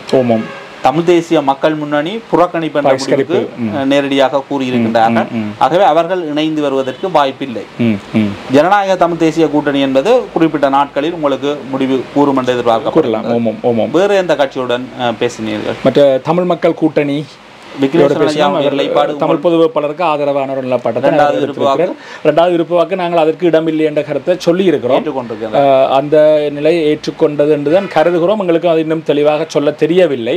இப்போ நாங்கள் அந்த முதல் கட்ட சந்திப்புகள் கிட்டத்தட்ட சொல்லப்போனால் ஒரு அறிமுகமான சந்திப்புகளாகவும் எங்கட கருத்திகளை நாங்கள் முன் வச்சதும் அவையண்ட கருத்துக்களை பகிர்ந்து கொண்டதுமான ஒரு சந்திப்புகளாகத்தான் இருக்கின்றன. அப்போ இதற்கு பிறகு தொடர்ச்சியாக நாங்கள் இன்னொரு இரண்டாம் கட்ட சந்திப்புகள் எல்லோருமே சந்திப்பு என்பதை அவர்கள் ஏற்றுக்கொள்கிறார்கள், விரும்புகிறார்கள். இன்னொரு சந்திப்புக்கும் சாத்தியக்கூறுகள் இருக்கின்றன, விரும்புகின்றார்கள், சாத்தியங்கள் இருக்கின்றன. அந்த வகையில் அவரையும் தமிழ் தேசிய பசுமை இயக்கம் அவர்களையும் அவர்களையும் சந்திச்சிருந்த நாங்கள். மற்ற அனந்தி சசிரன் அம்மையாரை சந்திக்க முடியவில்லை. ஈழத்தமிழர் சுயாட்சி கழகம் அவர் வெளிநாட்டில் இருக்கிற காரணத்தினால சந்திக்க முடியவில்லை. ஆகவே இந்த தமிழ் தேசிய பரப்பில் இருக்கக்கூடிய எல்லா கட்சிகளையும் இந்த அனந்தி சசிரன் அம்மாவுடைய கட்சியை தவிர ஈழத்தமிழர் சுயாட்சி கழகத்தை தவிர மிச்ச எல்லா தரப்புகளையும் நாங்கள் சந்தித்திருக்கிறோம். இல்லையா, நாங்கள் அவரை சந்திக்கவில்லை. தமிழ் தேசிய பரப்பில் நாங்கள் அவரை இதுவரை கருதவில்லை என்று கருதுகிறேன். அவரை சந்திக்கவில்லை. நாங்கள் தமிழ் தேசிய பரப்பில் இருக்கக்கூடிய கட்சிகளை சந்திப்பது என்றுதான் எங்களுடைய தீர்மானமாக இருக்கிறது. அடுத்த கேள்வி வருகிறது. இப்போ சில பேர் நீங்கள் குறிப்பிட்ட நபராக இருக்கலாம், இல்லை வேறு சிலராக இருக்கலாம், இல்லை வேறு சில கட்சிகளாக இருக்கலாம். அவர்கள் தமிழ் தேசியம் சார்ந்து செயற்படுகிறார்கள் அல்லது முன்னர் அப்படி செயற்படவில்லை, இப்பொழுது செயற்படுகிறார்கள். தமிழர் விடுதலை கூட்டணி அப்படியான சில இதுகள், அதை பற்றிய கலந்துரையாடல்கள் எங்கள் மட்டத்திலும் நடைபெற்று கொண்டிருக்கின்றன. இப்போ விடுதலை கூட்டணியை அவ்வாறு கூற முடியாது அல்லவா? தேசியம் சார்ந்த அமைப்பு இல்லை என்று கூறிவிட முடியுமா? இல்ல, தேசியம் சார்ந்த அமைப்புன்றது கூறலாமா இல்லையாண்ட விடயத்துல தனிநாட்டு கோரிக்கையை முன்வைத்தது, அப்ப முன்வைத்தது. ஆனா அடிக்கடி எல்லாத்துலயும் மாற்றங்கள் வருது தானே ஒரு நிலப்பாடுகள்ல. அடுத்தது கட்சிகளுக்குள்ளேயே நிர்வாக ரீதியிலான பிரச்சனைகள், வழக்குகள் என்றும் வரக்கூடிய நிர்வாக தெரிவுகள் பற்றிய கேள்விகள் இல்ல, அது நடந்த விஷயம். ஆனால் தமிழர் விடுதலை கூட்டணியை பொறுத்தவரையிலேயும் அவர்கள் இந்த நிலப்பாட்டில் இருக்கிறார்கள் என்பதை பொறுத்தவரையில நாங்கள் அதை பற்றி ஆலோசித்து கொண்டிருக்கிறோம். அப்போ அந்த அடிப்படையில் தமிழ் தேசிய பரப்பில் இருக்கக்கூடிய கட்சிகள் என்று நாங்கள் கருதின கட்சிகளை தான் இப்போ நாங்கள் சந்திச்சிருக்கிறோம். அதே நேரம் இந்த முயற்சிகள் தொடர்ந்து முன்னெடுக்கப்படுகின்ற அதே நேரம் நாங்கள் இனி அடுத்த கட்டமாக என்ன நகர்த்த போகிறோம் என்பது இனி அடுத்து நடக்க போகின்ற எங்களுடைய கூட்டங்களில் தான் தெரிய வரும். பவனியாவில் இடம்பெற்ற அந்த கூட்டத்தின் பொழுது பொது வேட்பாளர் என்ற விடயம் தொடர்பில் விமர்சனங்கள், கலந்துரையாடல்கள், ஆக்கபூர்வமான எதிர்ப்பு கருத்துக்கள் எல்லாம் முன்வைக்கப்பட்டு விவாதிக்கப்பட்டு தான் இறுதி முடிவு எடுக்கப்பட்டதா, அல்லது ஒரு தன்னிச்சையாக அந்த முடிவு எடுக்கப்பட்டதா? பொது வேட்பாளர் என்ற விடயம் கட்டாயம் நிறுத்துவது, அதனுடைய எதிர் விமர்சனங்களை நேரடியாக எதிர்த்து தான் அதற்கு பதிலளிப்பது, அவ்வாறான ஒரு நிலையில் உங்களுடைய கூட்டணிவு செயற்பட போகின்றதா, அல்லது எதிர் விமர்சனங்களுக்கு பொறுப்புடன் பதிலளித்து அந்த விமர்சனங்களை கருத்தியல் ரீதியாக முறியடித்து பொது வேட்பாளர் என்ற விடயத்தை மேல் கொண்டு செல்ல போகிறீர்களா? இல்லை, நிச்சயமாக வவுனியா கூட்டம் என்பது அது உண்மையிலேயே திறந்த மனதோடு நடைபெற்ற கூட்டமாக இருக்கிறது. தமிழ் பொது வேட்பாளருக்கு எதிரான கருத்துக்கள் கூட அங்கே பரிமாறப்பட்டன. உதாரணமாக பைஸ்கரித்தல் என்ற தெரிவை பற்றி கூட பலவிதமான கருத்துக்கள், அதுக்கே நிறைய நேரம் உண்மையாக போனது. ஏன்னா நாங்கள் முதல்ல அந்த வவுனியாவில் நேரடியாக சந்திக்கணும் என்று எல்லாரும் விரும்பினதுக்கான காரணமே இதை பற்றி ஒரு தெளிவான கலந்துரையாடலை முகம் பார்த்து கதைக்க வேண்டும். இப்போ ஜூம் தொழில்நுட்பம் ஊடாக இதோட கதைப்பதை விட இது கதைக்கணும் என்ற ஒரு முடிவு தான் எட்டப்பட்டது. முதல்ல ஒரு ஜூம் கலந்துரையாடல் இந்த இவ்வளோ பேருக்கையும் நடந்தது, அநேகமான இவ்வளோ பேருக்கையும் நடந்து தான் அதன் ஒரு அடுத்த கட்டமாக தான் வவுனியாவில் நேரடியான இந்த சந்திப்பு நடந்தது. ஆகவே அதில் எல்லாம் வாத பிரதிவாதங்கள், நீண்ட கலந்துரையாடல்கள் எல்லாம் கலந்துரையாடப்பட்டு சில முடிவுகள் எல்லாம் கடைசியில் எடுக்கப்பட்ட அந்த கூட்டு தீர்மானம், இந்த முடிவெல்லாம் ஏகமனதாகத்தான் எடுக்கப்பட்டது. கடைசியில் கூட அந்த கூட்டு தீர்மானம் கூட சிவில் அமைப்புகளால் வெளியிடப்பட்ட தீர்மானம் கூட சொல்லுக்கு சொல்லு தெளிவாக சத்தமாக வாசிக்கப்பட்டது. 2-3 தரம் வாசிக்கப்பட்டு தான் எல்லாரும் ஏகமனதாக ஏற்றுக்கொண்டு தான் அது வெளியிடப்பட்டது. கீழே ஒப்பமென்று போட்டது அமைப்புகளோட பேரை போட்டதை தவிர யார்கிட்டையுமே கையெழுத்து வாங்கல. அப்போ கையெழுத்து வாங்குறதும் எங்கள்ட நோக்கமாக இருக்கல. அந்த அறிக்கையை தயாரித்தவர்கள் அதில் ஒப்பமென்று போட்டு இவை எல்லாம் ஒப்ப முடியணும் பண்ணிட்டு அதில் கூட ஒவ்வொரு அமைப்புகள் ஒவ்வொருத்தர பேர் போடையக்கும் அவையிட்ட போய் அந்த அமைப்புக்கு பொறுப்பானவர்கள் கேட்டுத்தான் அந்த அனுமதி பெற்றுத்தான் அதில் அந்த பெயர்கள் போடப்பட்டது. அப்போ அதில் யாரையுமே அவன் அனுமதி இல்லாமல் போடவும் இல்லை, அதுக்கு பேர் போட வேண்டாம், இல்லை நாங்கள் இதுக்குள்ள வரையில் என்று சொன்னாக்களை கட்டாயப்படுத்தி போடவும் இல்லை. அதை நான் உறுதிப்படுத்த முடியும். நேரில் அந்த கூட்டத்தில் இருந்தவன் என்ற அடிப்படையில் 100% ஜனநாயக ரீதியிலான் அந்த செயற்பாடு நடைபெற்றது. இரண்டாவது உண்டியல் வைக்கப்பட்டது. எனக்கு இது முதல் தர அனுபவம்.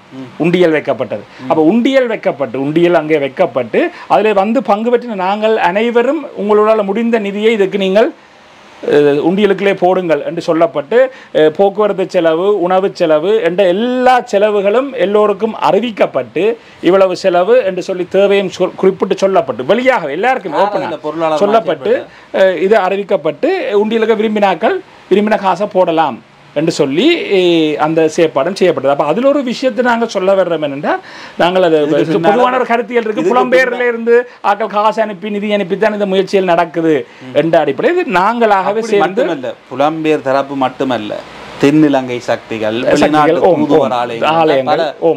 இதன் பின்னால் பேசப்படும்.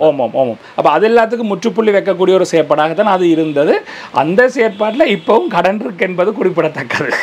அப்போ இந்த கடனை கட்ட வேண்டிய ஒரு தேவையும் எங்களுக்கு கூட்டுணைவாக இருக்கிறது என்ற ஒரு சவால் இருக்கிறது.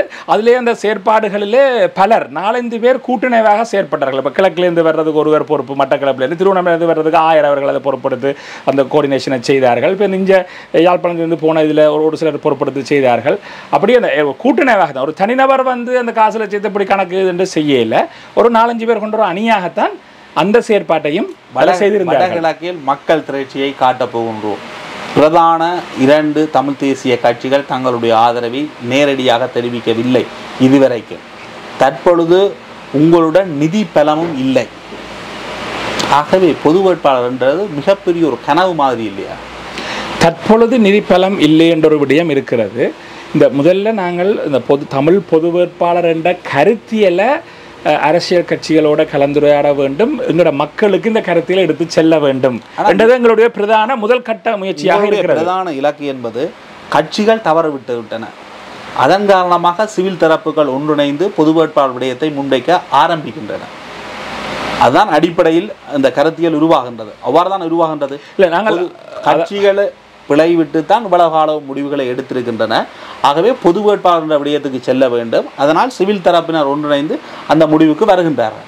ஆகவே சிவில் தரப்பினர் பொதுமக்களிடம் சென்று அந்த கருத்தியலை உருவாக்காமல் மீண்டும் கட்சிகளிடம் சென்று அந்த கருத்தியலை உருவாக்க போகின்றோம் என்பது எந்த அளவு தூரம் நம்பிக்கை தரக்கூடியது?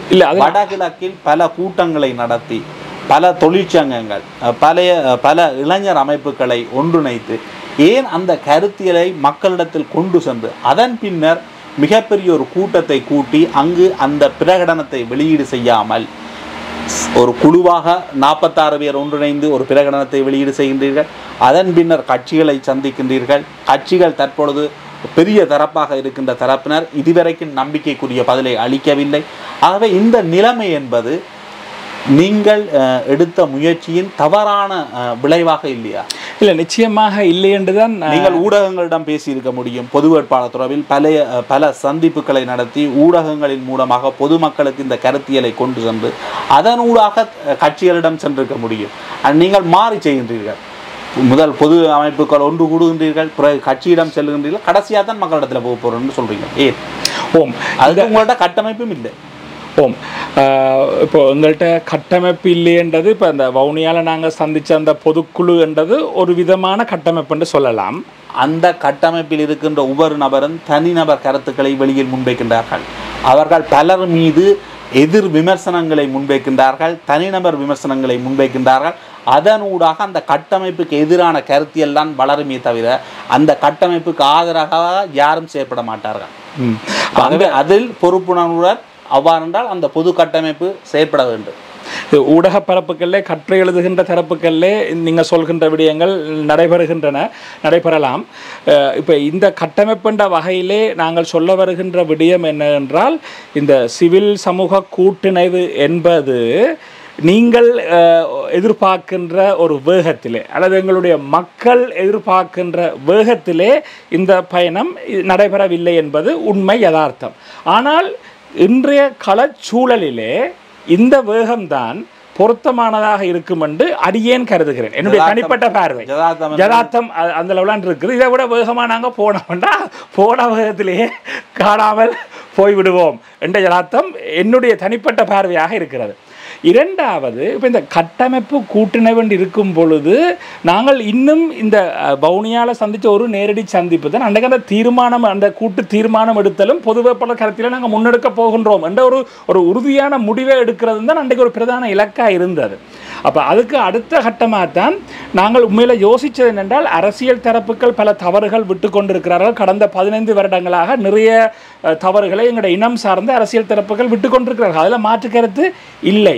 ஆனால் அதே நேரம் அரசியல் தரப்புகளை, அரசியல் கட்சிகளையும் நாங்கள் மதிக்கின்றோம். நாங்கள் மதிக்கின்றோம் என்ற அர்த்தம் அவர்கள் சரியென்று ஏற்றுக்கொண்டது என்ற அர்த்தம் இல்லை. நாங்கள் அவர்களும் மதிக்கின்றோம்.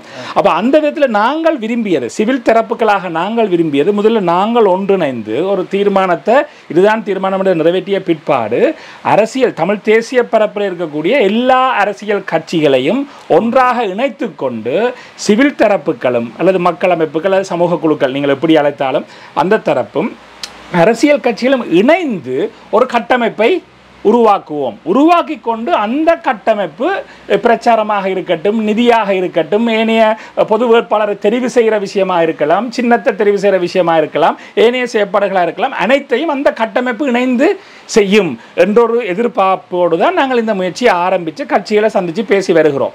ஏனென்றால் இதை விட்டு நீங்கள் சொல்வது போல சிவில் தரப்பு தனியாகவே கட்டமைப்பை போட்டு மக்கள் மத்தியில் பிரச்சாரத்தை எங்களால் செய்திருக்க முடியும், நிதி வளத்தை, இதுக்குரிய நிதி வளத்தை திரட்டி இருக்க முடியும், எல்லா விஷயங்களையும் சிவில் தரப்பு தனி கட்டமைப்பாகவே செய்திருக்க முடியும்.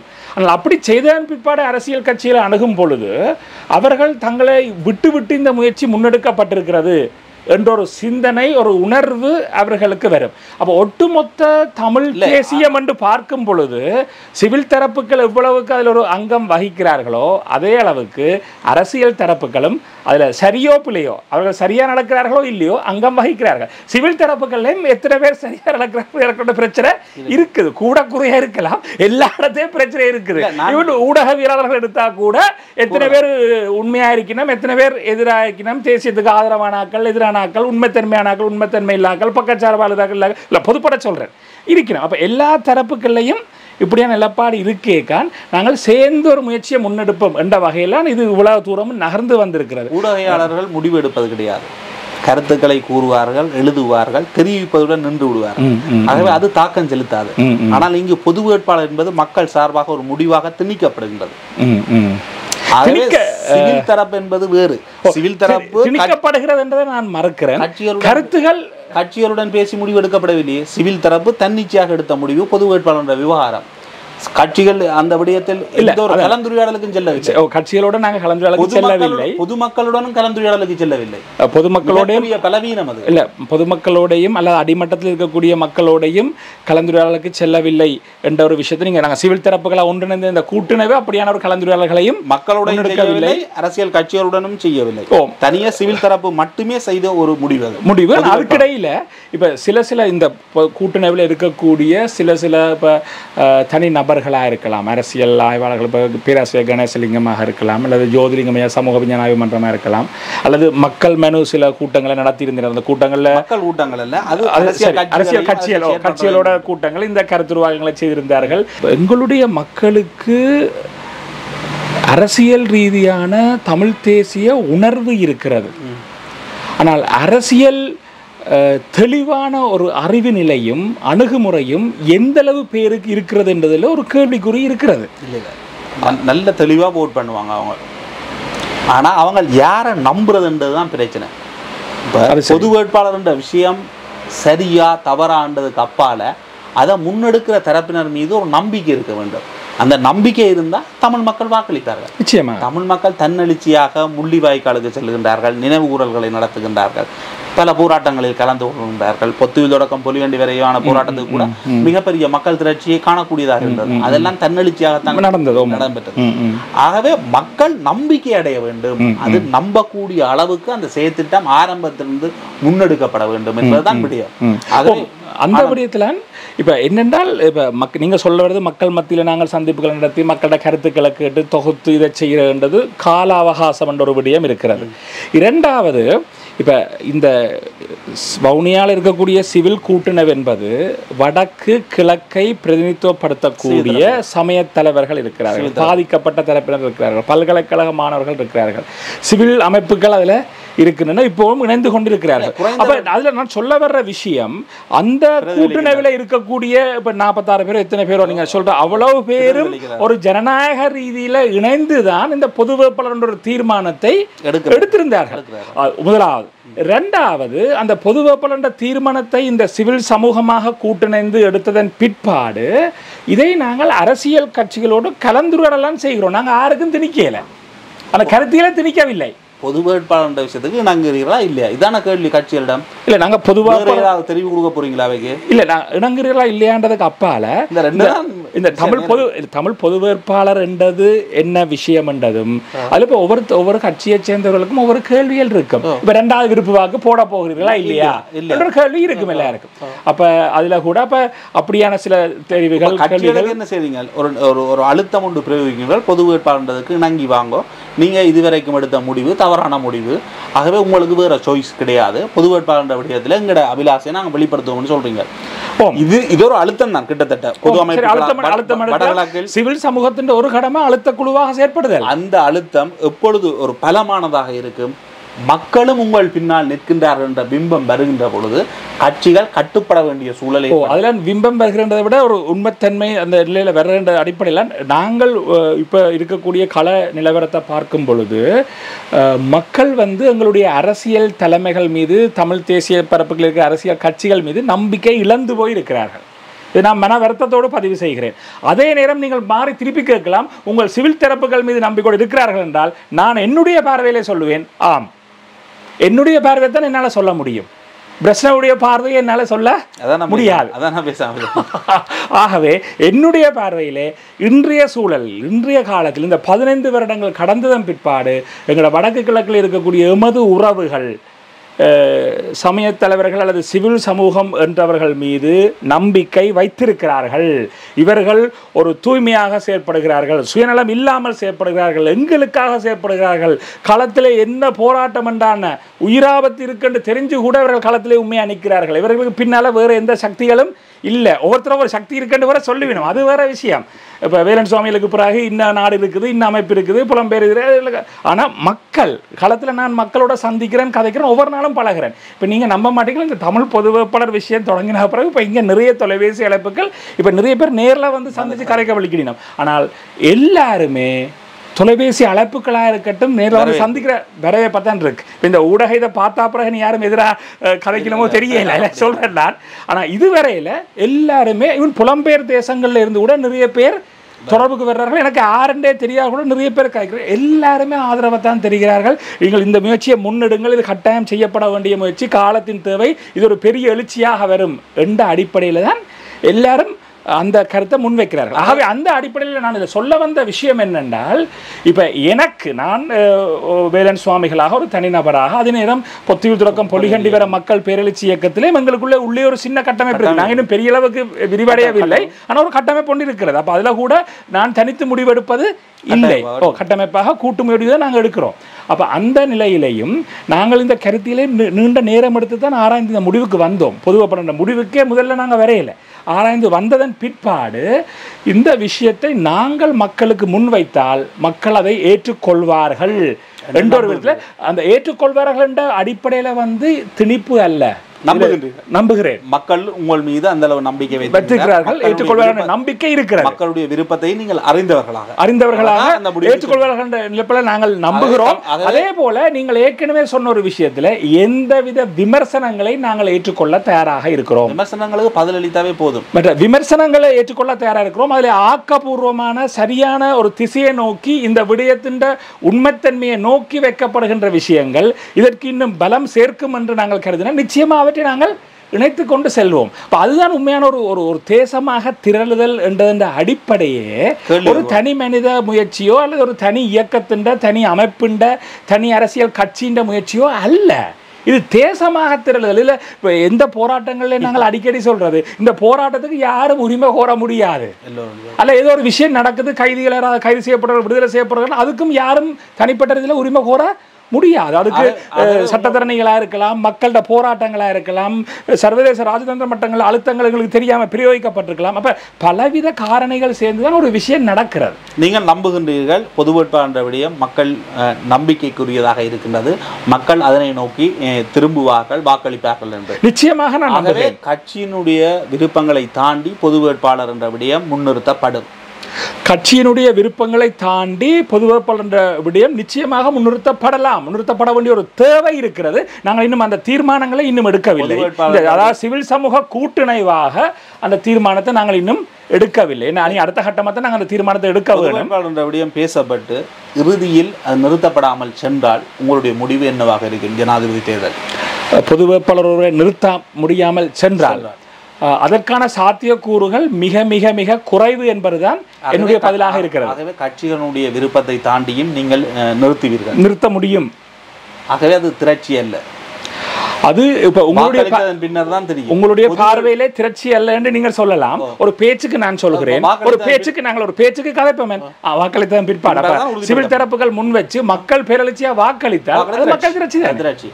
ஆனால் பொது வேட்பாளர் இல்லை, அது சில தரப்பினருடைய வேட்பாளர் இல்லை. பொது வேட்பாளர் என்று சொல்லும் பொழுது கட்டாயம் அரசியல் கட்சிகளும் சிவில் தரப்புகளும் இணைந்துதான் அந்த பொது வேட்பாளர் நிறுத்த வேண்டுமான்னு நான் ஒரு கேள்வியை முன்வைக்கிறேன்.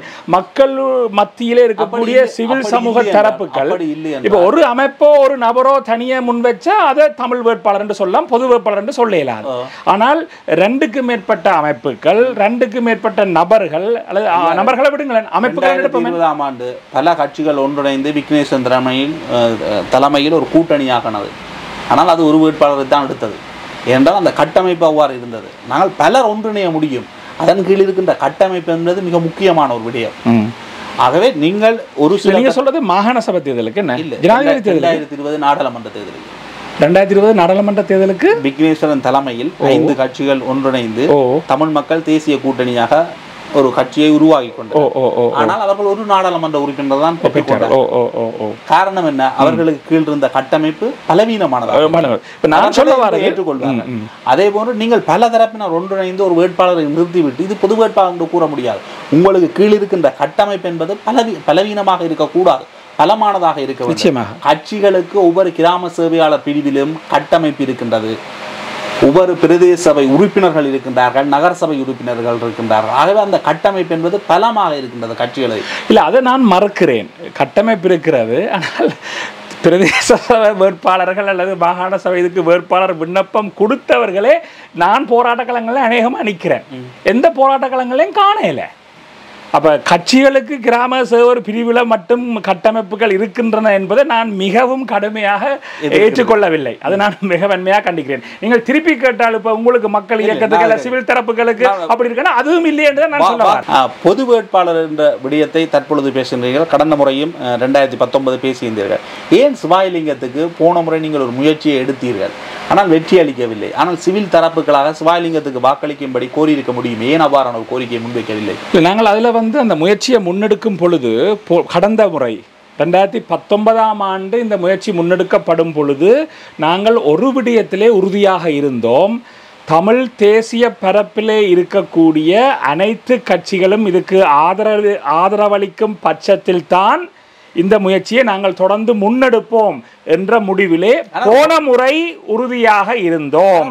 இந்த முறை அந்த நிலப்பாடு என்று சொல்லிவிட முடியாது. அப்ப அந்த கொள்கை நிலப்பாட்டிலே நாங்கள் அனைத்து கட்சிகளையும் ஒருங்கிணைக்க முயற்சித்த பொழுது தமிழரசு கட்சியிலே திரு சம்பந்தன் ஐயா பொறுங்கோ பாப்பம் யோசிப்போம் என்று கடைசி மட்டும் இழுத்து கொண்டு வந்தார். பிறகு எங்க ஐயா எல்லாரும் சேர்ந்து கூட்டா முடிவெடுக்கிறது. அப்ப அந்த இடத்துல நாங்கள் பொது வேட்பாளர்கள் கூட நாங்கள் சிலரை நாங்கள் அதில் யோசித்திருந்தோம். இந்த முறையும் அந்த விடுத்து வரப்போறேன். அப்ப அப்படி யோசித்திருந்தோம். அது சில பொது வேட்பாளர்களை யோசித்திருந்து அதற்கான முயற்சியில கூட அதுக்கான கலந்துரை கூட நடைபெற்றது. நான் அடியேனும் திருவண்ணாமலை ஆயர் அவர்களும் சில முயற்சிகள் செய்தும் அது சரிவரையில். அப்ப நாங்க கடைசியா என்ன செய்தோம், கட்சியில் ஒருங்கிணைஞ்சதுக்கு ஆதரவளிக்காதபடியா நாங்கள் இந்த முயற்சியை கைவிடுவோம் என்ற தீர்மானத்துக்கு நாங்கள் ஒரு அறிக்கையை தயாரிச்சு அந்த அறிக்கையை இதுதான் சுயாதீன குழுவோட அறிக்கை என்றது மக்களுக்கு நாங்கள் அதை தெரியப்படுத்திட்டு நாங்கள் அதிலிருந்து விலகிறோம். திரு சிவாஜிலிங்கம் ஐயா அவர்கள் தனிப்பட்ட ரீதியில் தனி வேட்பாளராக அவர் வளமையான பாணியில் அவர் போய் அந்த விண்ணப்பத்தை போட்டு அவருக்காக ஸ்ரீகாந்தா தன்னுடைய கட்சி செயலாளர் பதவியை விட்டு கொடுத்து வெளியில் வந்து ஆதரவு தெரிவித்திருந்தார்.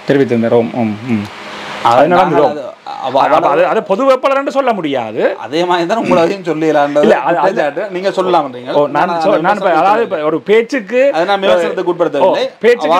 கருத்தை முன்வைக்கிறேன். சிவில் தரப்புகள் மட்டும் ஒருங்கிணைஞ்ச ஒரு வேட்பாளரை முன்வைப்பதை கூட பொது வேட்பாளர் என்று சொல்ல முடியும் என்ற கருத்தை தான் நான் முன்வைக்கிறேன். அது நானும் அதை பற்றி சிந்திக்கிறேன். நான் சொல்ற கருத்து தான் சரியான இறுதியான கருத்துன்னு நான் சொல்ல வரேன். அந்த கருத்தை நான் முன்வைக்கிறேன். ஆனால் இவ்வளவு விடயங்களையும் கடந்து பொது வேட்பாளர் என்ற விடயத்தை நீங்கள் கட்டாயம் முன்வைத்து அவர் தோல்வியடைந்து விட்டார். குறைந்தது 25% வாக்குகளை கூட தமிழ் மக்களிடத்திலிருந்து பெற்றுக்கொள்ள முடியவில்லை என்று ஒரு நிலை ஏற்பட்டால் அதற்கு பொறுப்பு கூறுவது யார்? அது இவ்வாறான ஒரு தோற்றப்பாட்டை ஏற்படுத்தும். சர்வதேசம் இதுவரைக்கும் கூறிய விடயத்தை கட்டாயம் தமிழ் தரப்பு ஏற்றுக்கொள்ள வேண்டும் என்ற ஒரு நிர்பந்தத்துக்கு கொண்டு சென்று விடாதா? தென்னிலங்கை நக்கலடிக்காதா? நீங்கள் கூறுகின்ற கோட்பாடுகளை மக்களே ஏற்றுக்கொள்ளவில்லை என்ற நக்கலுக்கும் கிண்டலுக்கும் உள்ளாகாதா? ஏற்கனவே நாடாளுமன்ற தேர்தல், மாகாண சபை தேர்தல், உள்ளூராட்சி சபை தேர்தலில் எல்லாம் தேசியம், சுயநிர்ணய உரிமை எல்லாம் பேசப்பட்டு தான் மக்களாணை பெற்றுக்கொள்ளப்பட்டிருக்கின்றது. ஆகவே இம்முறை நீங்கள் முன்வைக்கின்ற விடயம் தோல்வியடைந்தால் அதனுடைய நிலைமை என்ன? அதற்கு பொறுப்பு கூறுவது யார்? தமிழ் மக்களின் எதிர்கால தலைவிதியை தவறாக தீர்மானித்து விடாதா?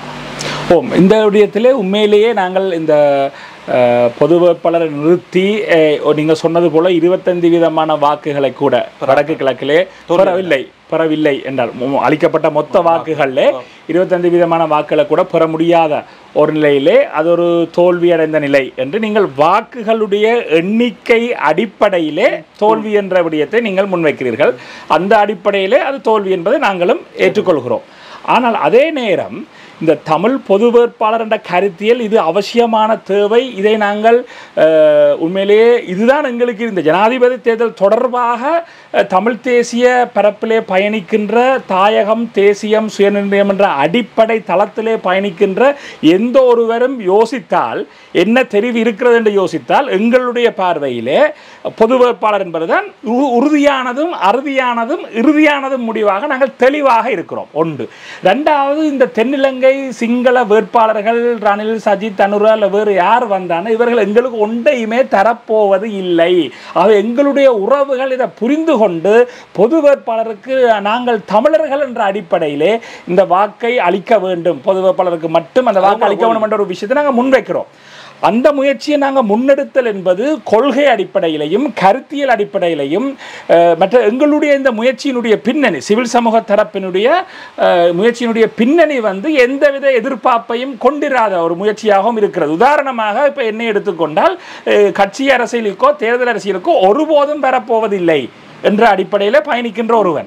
ஆகவே எங்களுக்கு இதில் வந்து இதை செய்து கொண்டு பெற்றுக்கொள்ளணும் என்ற தேவை இல்லை, அல்ல பணத்தை பெற்றுக்கொள்ளணும் என்ற தேவையும் இல்லை, அல்ல வேற எதை பெற்றுக்கொள்ளணும் தேவையும் எங்களுக்கு இல்லை.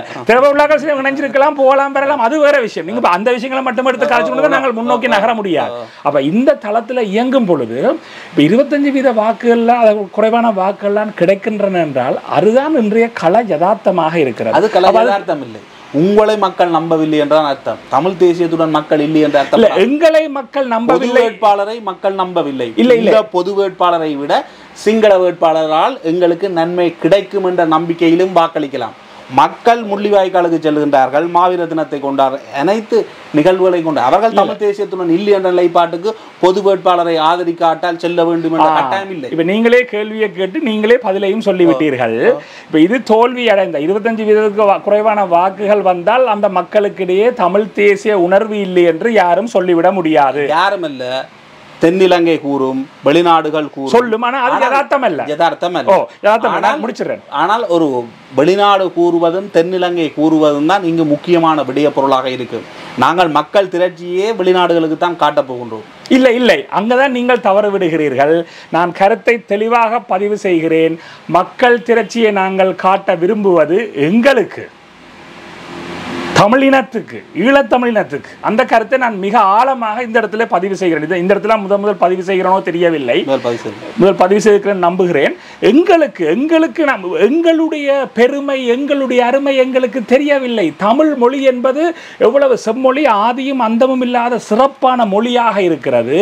எங்களுடைய வடக்கு கிழக்கு பகுதி என்பது பூகோள அரசியலிலே அயல்நாடு வல்லரசாக வளர்ந்து கொண்டிருக்கிற ஒரு சூழ்நிலை மிக கேந்திர முக்கியத்துவம் வாய்ந்த ஒரு இடமாக இருக்கிறது. சர்வதேசம் தேடி வந்து கதைக்கணுமெண்டா கூட அதுக்கு அதுதான் காரணமாக இருக்கு. திருகோணமலை துறைமுகம் என்ன, எங்களோட வடக்கு கிழக்கக்கூடிய இயற்கை வளங்கள், கடல் பரப்பு எவ்வளவெல்லாம் பார்த்தால் நாங்கள் மிகவும் பலம் வாய்ந்தவர்களாக கேந்திர பூகோள அரசியல் சார்ந்து சிந்தித்தாலும் சரி, வரலாற்று பின்னணி, கலாச்சாரம், மொழி, இனம், பண்பாடு என்ற அம்சங்கள் என்ற பின்னணியில் பார்த்தாலும் சரி, இந்த தமிழினம் என்பது மிகவும் ஒரு பலமான நிலையில் இருக்கிறது. ஆனால் எங்களுக்கு எங்களுடைய அருமை பெருமை தெரியவில்லை என்ற ஒரு நிலப்பாட்டத்தை நான் சொல்றேன். வடகிழக்கில் இருக்கிற இந்த கடல் வளமோ எந்த வளம் சம்பந்தமாகவும் தமிழ் மக்களோட பேச தேவையில்லையே, அரசாங்கத்தோட பேசி அவங்க அந்த கட்டுப்பாடுகளை எடுக்க முடியும். அதான் இதுவரை நடந்து கொண்டிருக்கிறது. இப்ப இந்த பொது வேட்பாளர் முயற்சி வெற்றி அளிக்குமாக இருந்தால், வெற்றி அளிக்குமாக இருந்தால் நான் முடிச்சிடணும் கூட கருத்து, வெற்றி அளிக்குமாக இருந்தால் வடக்கு கிழக்கு சார்ந்த ஒரு தேசிய அதிகார சபையை நாங்கள் நிறுவ முடியும் எதிர்காலத்திலே.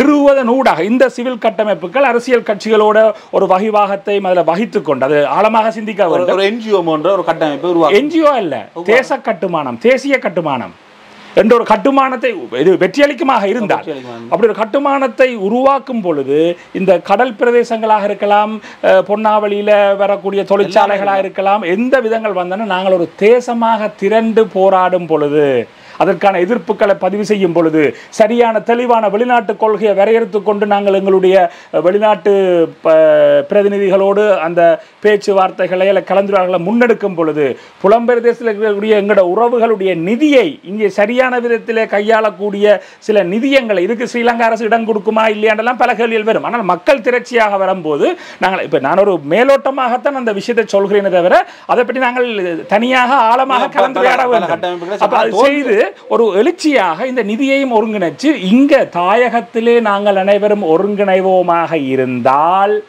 புலம்பெயர் தேசங்களில் இருக்கக்கூடிய அத்தனை அமைப்புகளும் ஒருங்கிணைந்தே ஆக வேண்டும். வேறு வழி கிடையாது. இன்று இங்கே களத்திலே நின்று இந்த பிரச்சனையை நேருக்கு நேரே எதிர்கொண்டு பயணிப்பவர்கள் நாங்கள். எங்களுக்கு புலம்பெயர் தேசத்தில் எங்களோட உறவுகள் நான் அந்நியப்படுத்தி பேசவில்லை. எங்களை விட அவர்களுக்கு வலிகள் அதிகமாக இருக்கும். இந்த நாட்டிலே எங்களுடைய பிரதேசத்திலே தேசத்திலே வாழ முடியாத சூழலில் அங்கே வாழ்பவர்கள் கூட நிறைய பேர் இருக்கிறார்கள். அவர்களை நாங்கள் மதிக்கிறோம். ஆனால் இந்த அடிப்படையில் இப்படியான ஒரு முயற்சி வெற்றியளிக்குமாக இருந்தால் ஒட்டுமொத்த ஈழத்தமிழர்களை உலகளாவிய ரீதியிலே எங்களோட தமிழகத்து உறவுகளையும் இணைத்து கொண்டு ஒருங்கிணைக்கக்கூடிய ஒரு ஆற்றல் இருக்கிறது என்றதை சொல்லிக்கொண்டு இந்த 25% குறைவான வாக்குகள் வந்தாலும் நான் இன்னும் ஒரு ஆழமான பார்வையையும் அதில் என்னுடைய தனிப்பட்ட பார்வையாக பதிவு செய்ய விரும்புகிறேன். நாங்கள் சிவில் தரப்பாக எந்தவித எதிர்பார்ப்பும் இல்லாமல் எங்கள் அனைவருக்காகவும், இந்த தமிழ் அரசியல் கட்சிகளுக்காக தான், ஸ்ரீலங்கா அரசோட சேர்ந்து நிற்கிற தமிழ் அரசியல் கட்சிகள் தமிழ் மக்களுக்காக தான் அபிவிருத்தி அரசியலில் நிற்கிறார்கள். எல்லாருக்கும், தமிழனா ஈழத்தமிழனா அனைவருக்காக தான். அதில் அது எதிரியாக இருந்தாலும் சரி, துரோகியாக இருந்தாலும் சரி, யாராக இருந்தாலும் சரி, எல்லாருக்காகவும் தான் ஒரு விடிவு கிடைக்க வேண்டும் என்ற நோக்கத்தில் நாங்கள் இந்த முயற்சியை முன்னெடுத்தோம். மக்கள் முன்வைத்தோம்.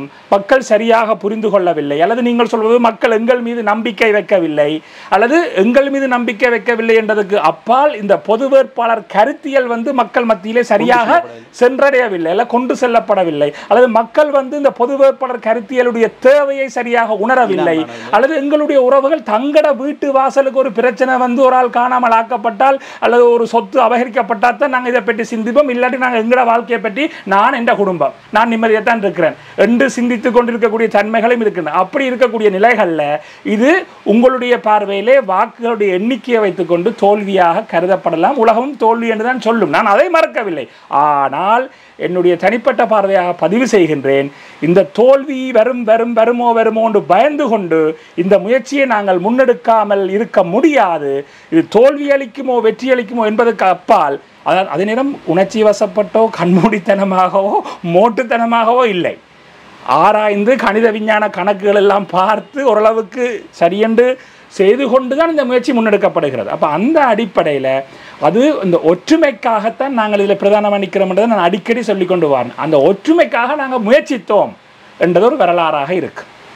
அப்போ அந்த அளவுக்கு நகரும் பொழுது இப்போ கடந்த வருடங்களை விட, கடந்த தடவைகளை விட இந்த முறை ஜனாதிபதி 2024ஆம் ஆண்டு இந்த தமிழ் பொது வேட்பாளர் விஷயம் இன்னும் சூடு பிடிச்சிருக்கு, இன்னும் அடுத்த கட்டத்து போயிருக்கு. அப்போ மேபி இந்த முறை ஒரு பேச்சுக்கு நீங்கள் சொன்ன மாதிரி 25% வாக்களை விட குறைய வாக்கெல்லாம் வரும் என்றால் 2029ஆம் ஆண்டு ஜனாதிபதி தேர்தலில் ஒரு தமிழ் பொது வேட்பாளர் நிறுத்தப்பட்டு அனைத்து மக்களும் ஏகோபித்த ஆதரவு நிலையை ஏற்படுத்த இப்பொழுதிருந்தே நாங்கள் முயற்சியை செய்ய வேண்டும். இல்லை, அது இந்த முறை வேட்பாளரை நிறுத்தாமல் நீங்கள் முயற்சிக்கலாம்.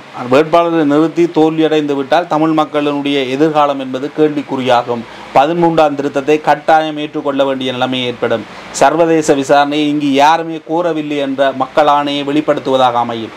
தேசியம் சுயநிர்ணய உரிமை என்ற கோட்பாடுகளுடன் யாரும் இல்லை என்ற நிலைப்பாட்டை உணர்த்தும். அரசாங்கம் தன்னிச்சையான முடிவுகளை எடுக்க வேண்டிய நிலைக்கு தள்ளப்படும், அல்லது தன்னிச்சையான முடிவுகளை எதிர்க்க முடியாத சூழல் ஏற்படும். இல்லை, அதை நான் மறுக்கிறேன். ஏனென்றால் உங்களோட கருத்தியில் அதை நிறைய பேர் அந்த கருத்தை முன்வைக்கிறார்கள். இது இந்த முயற்சி தமிழ் பொது வேட்பாளரை நான் இவ்வளவு கேள்விகளை கேட்கின்றேன். ஆனால் நான் பொது வேட்பாளர் விவகாரத்தை எதிர்க்கவில்லை. ஆனால் பொது வேட்பாளர் விவகாரம் கொண்டு வரப்படுகின்ற முறை அவசரமாக இடம்பெறுகின்றது. இது இன்னும் பல திட்டங்களுடன் உள்ளடக்கப்பட்டு கொண்டு வரப்பட வேண்டும்.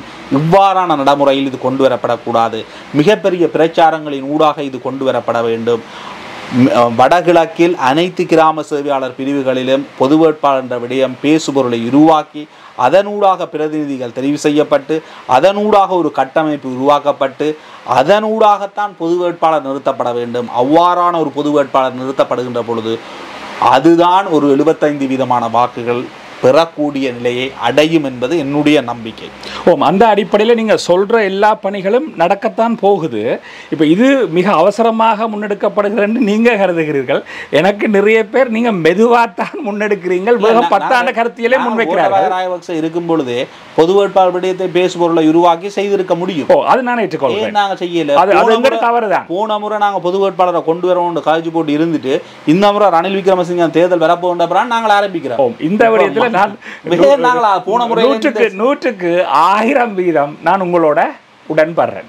அது எங்களுடைய ஒரு, நான் என்னையும் சேர்த்து தான் சொல்கிறேன், எங்களுடைய பலகீனமாக இருக்கிறது. இப்ப ஒவ்வொரு கட்டங்கள் வரும் பொழுது, இப்ப முல்லைத்தீவில் இருந்திருக்கக்கூடிய நீதிபதி நாட்டை விட்டு ஓடினார், திரு சரவணராஜா ஐயா அவர்களுக்கு இப்பொழுது அவர் எங்கு இருக்கிறார், என்ன நடந்தது என்பதை பற்றி யாரும் கதை இல்லை.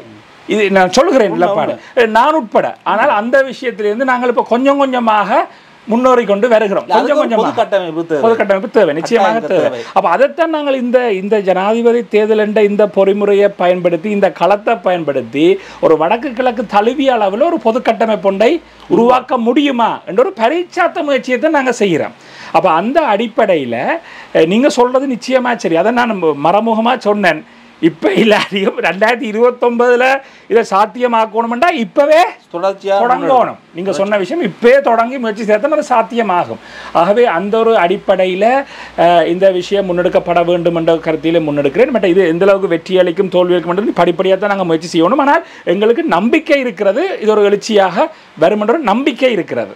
அந்த அடிப்படையில் மற்ற சில பேர் சொல்லிடணும், இப்போ தாயகம், சுயநிர்ணயம், தேசியம், திம்பு கோட்பாடு ஏற்கனவே எல்லாம் முன் வச்சு மக்களான நிறைய திறம் பெற்றாச்சு, எலெக்ஷனில் பெற்றாச்சு என்று சொன்னால், இப்போ ஒரு பொதுசன வாக்கெடுப்பு வடக்கு கிழக்கிலே நடத்தப்பட வேண்டும் சர்வதேசத்தாலே என்ற விடயத்துக்கு இதுவரை ஒரு ஆணை பெறப்படவில்லை. எந்த கட்சியும் சர்வதேச விசாரணை என்ற விடயத்துக்கும் இப்படியான ஒரு பொதுவான ஆணையோ கருத்து கணிப்போ இதுவரை பெறப்படவில்லை. எல்லாம் 2009க்கு பிறகு வர்ற விஷயங்கள். வாக்கெடுப்பு விவகாரத்தில் எல்லா கட்சிகளும் உடன்படுமா என்பது கேள்விக்குறியான விடயமாக இருக்கிறது. இப்போ பொதுசன வாக்கெடுப்புன்ற விடயத்திலே இல்லை, இப்போ பொது வேட்பாளர்ன்ற விடயத்திலேயே எல்லா கட்சியிலும் உடன்படப்பட்ட இப்போ நிலைமை எல்லாருக்கும் தெரியுது. அப்போ அந்த இடத்துல பொதுசன வாக்கெடுப்புக்கு உடன்படுமான்னு தெரியவில்லை. ஆனால் சிவில் சமூகங்களுடைய கூட்டுணர்வு பொதுசன வாக்கெடுப்பு கண்ட விடயத்துக்கு உடன்படலாம். கட்சிகள் உடன்படாமல் இருக்கலாம், உடன்படலாம். சிவில் சமூகம் இறுதியாக ஒரு கருத்துடன் முடித்துக் கொள்ளுகின்றேன். சிவில் சமூக கட்டமைப்பில் இருக்கின்றவர்கள் மக்கள் நம்பக்கூடிய அளவுக்கு எதிர் விமர்சனங்களுக்கு பதிலளித்து இந்த கட்டமைப்பை கொண்டு நடத்துவது என்பது இன்னும் ஆரோக்கியமானதாக இருக்கும். உங்கள் பக்கம் மக்கள் பின்னால் வருவதற்கு ஒரு வாய்ப்பாக அமையும் என்று நான் நம்புகின்றேன். நிச்சயமாக கேள்விகள் கேட்கப்பட வேண்டும், கேள்விகளுக்கு பதில் அளிக்கப்பட வேண்டும். அதில் எனக்கு மாற்று கருத்து இல்லை. நான் சொன்னது இப்போ சில எழுத்தாளர்கள் அல்லது சில பத்தி எழுத்தாளர்கள் அல்லது சில பேர் தான் இப்போ இதில் கதைக்க தொடங்கி இருக்கணும். இன்னும் முழுமையாக தொடங்க இல்லை என்றால் நாங்களும் இன்னும் ஒரு என்ன சொல்வது சிவில் சமூக கூட்டுணர்வு கட்டமைப்பு சார்ந்த ஒரு நிலப்பாட்டுக்கு வரையில் நாங்கள் இப்போ அரசியல் தரப்புகள் நிலப்பாட்டை கொஞ்சம் பார்த்து கொண்டிருக்கிறோம். அப்போ அதில் அடுத்த கட்டமாக நாங்கள் ஒரு முடிவு எடுத்தால் தான் இது அடுத்த கட்டத்தை நோக்கி நகரம். உங்களுடைய நிறைய விஷயங்கள் அல்லது நீங்கள் சொன்ன நிறைய கருத்துக்கள், எதிர்பார்ப்புகள் அடுத்த கட்டத்தில் முழுமையாக இல்லாவிட்டாலும் ஓரளவுக்கு உறுதி செய்ய முயற்சிக்கலாம். அந்த விதத்தில் நீங்களும் நிறைய ஆக்கப்பூர்வமான விஷயங்களை எங்களுக்கும் தந்திருக்கிறீர்கள். இந்த கலந்துரையாடல் ஊடாக அவற்றையும் நிச்சயமாக நாங்கள் உள்வாங்கிக் கொண்டு தொடர்ந்து பயணிப்போம் என்றும் எங்களுடைய அனைத்து உறவுகளுக்கும் இந்த ஊடக வழியாக நான் ஒரு வேண்டுகோளை முன்வைக்கிறேன். இந்த பொது வேட்பாளர் கருத்தியல் தொடர்பில் நீங்கள் அனைவருமே தமிழ் பொது வேட்பாளருக்கு வாக்களிக்க வேண்டும். இதுதான் ஒரே வழிமுறை என்பதை நான் அன்புரிமையோடு கேட்டுக்கொண்டு அது சம்பந்தமாக உங்களுக்கு இருக்கக்கூடிய தெளிவின்மைகள் அல்லது எதிரான கருத்துக்கள் அல்லது விமர்சனங்கள் இருந்தால் தாராளமாக நீங்கள் எங்களோடு இந்த கருத்துக்களை முன்வையுங்கள். நாங்கள் கலந்துரையாடுவதற்கு தயாராக இருக்கிறோம். இந்த விடயங்களை பற்றி பேசுவதற்கு தயாராக இருக்கிறோம். உங்களுடைய ஆக்கப்பூர்வமான ஆலோசனைகளை நாங்கள் வரவேற்கிறோம். இது எப்படி மேற்கொண்டு முன்னெடுக்கலாம், அதற்கு என்னென்ன செய்யப்பட வேண்டும் என்ற விஷயங்களை நாங்கள் முன்னெடுக்கின்றோம். ஆகவே இதை ஒட்டுமொத்த தமிழ் சமுதாயமாக, ஈழத்தமிழ் இனமாகத்தான் நாங்கள் இந்த முயற்சியை முன்னெடுக்க விரும்புகின்றோம். அதற்கு ஒரு சிலர் விதிவிலக்காக இருக்கலாம். அந்த விதிவிலக்குகளை மட்டும் வைத்துக்கொண்டு நாங்கள் சில முடிவுகளுக்கு வர முடியாது. ஆகவே இந்த திறந்த மனதோடு தான் எங்களுடைய பயணம் வெளிப்படைத்தன்மையோடு தான் இருக்கிறது. ஆகவே அந்த அடிப்படையிலே இந்த சிவில் சமூக கூட்டுணைவாக அனைவரும் இணைந்து பயணிப்போம் என்ற ஒரு வேண்டுகோளை பொத்துவில் தொடக்கம் பொலிகண்டி வரை மக்கள் பேரெழுச்சி இயக்கத்தின் சார்பிலே எமது உறவுகள் அனைவருக்கும் முன்வைத்து கொண்டு நான் விடைபெறுகின்றேன். பொது வேட்பாளர் என்ற விடயத்தில் இவ்வளவு தூர விமர்சனங்கள், இவ்வளவு தூரமான ஆக்கப்பூர்வமான பதில்கள் மற்றும் என்ன இடம்பெறுகின்றது, அந்த சிவில் கட்டமைப்புகள் என்ன இடம்பெறுகின்றது என்ற விடயங்கள் தொடர்பில் அதிக அளவில் திரு வேலன் சுவாமி அவர்கள் கூறியிருந்தார். இவ்வளவு நேரமும் இணைந்து கொண்டு கருத்துக்களை பரிமாறியதற்கு மிக்க நன்றிகள் ஐயா. நன்றி பிரஸ்னோ, நன்றி நேயர்களே. இவ்வளவு நேரமும் இந்த நேர்காணலை பார்த்து கொண்டிருந்த உங்களுக்கும் நன்றி, வணக்கம்.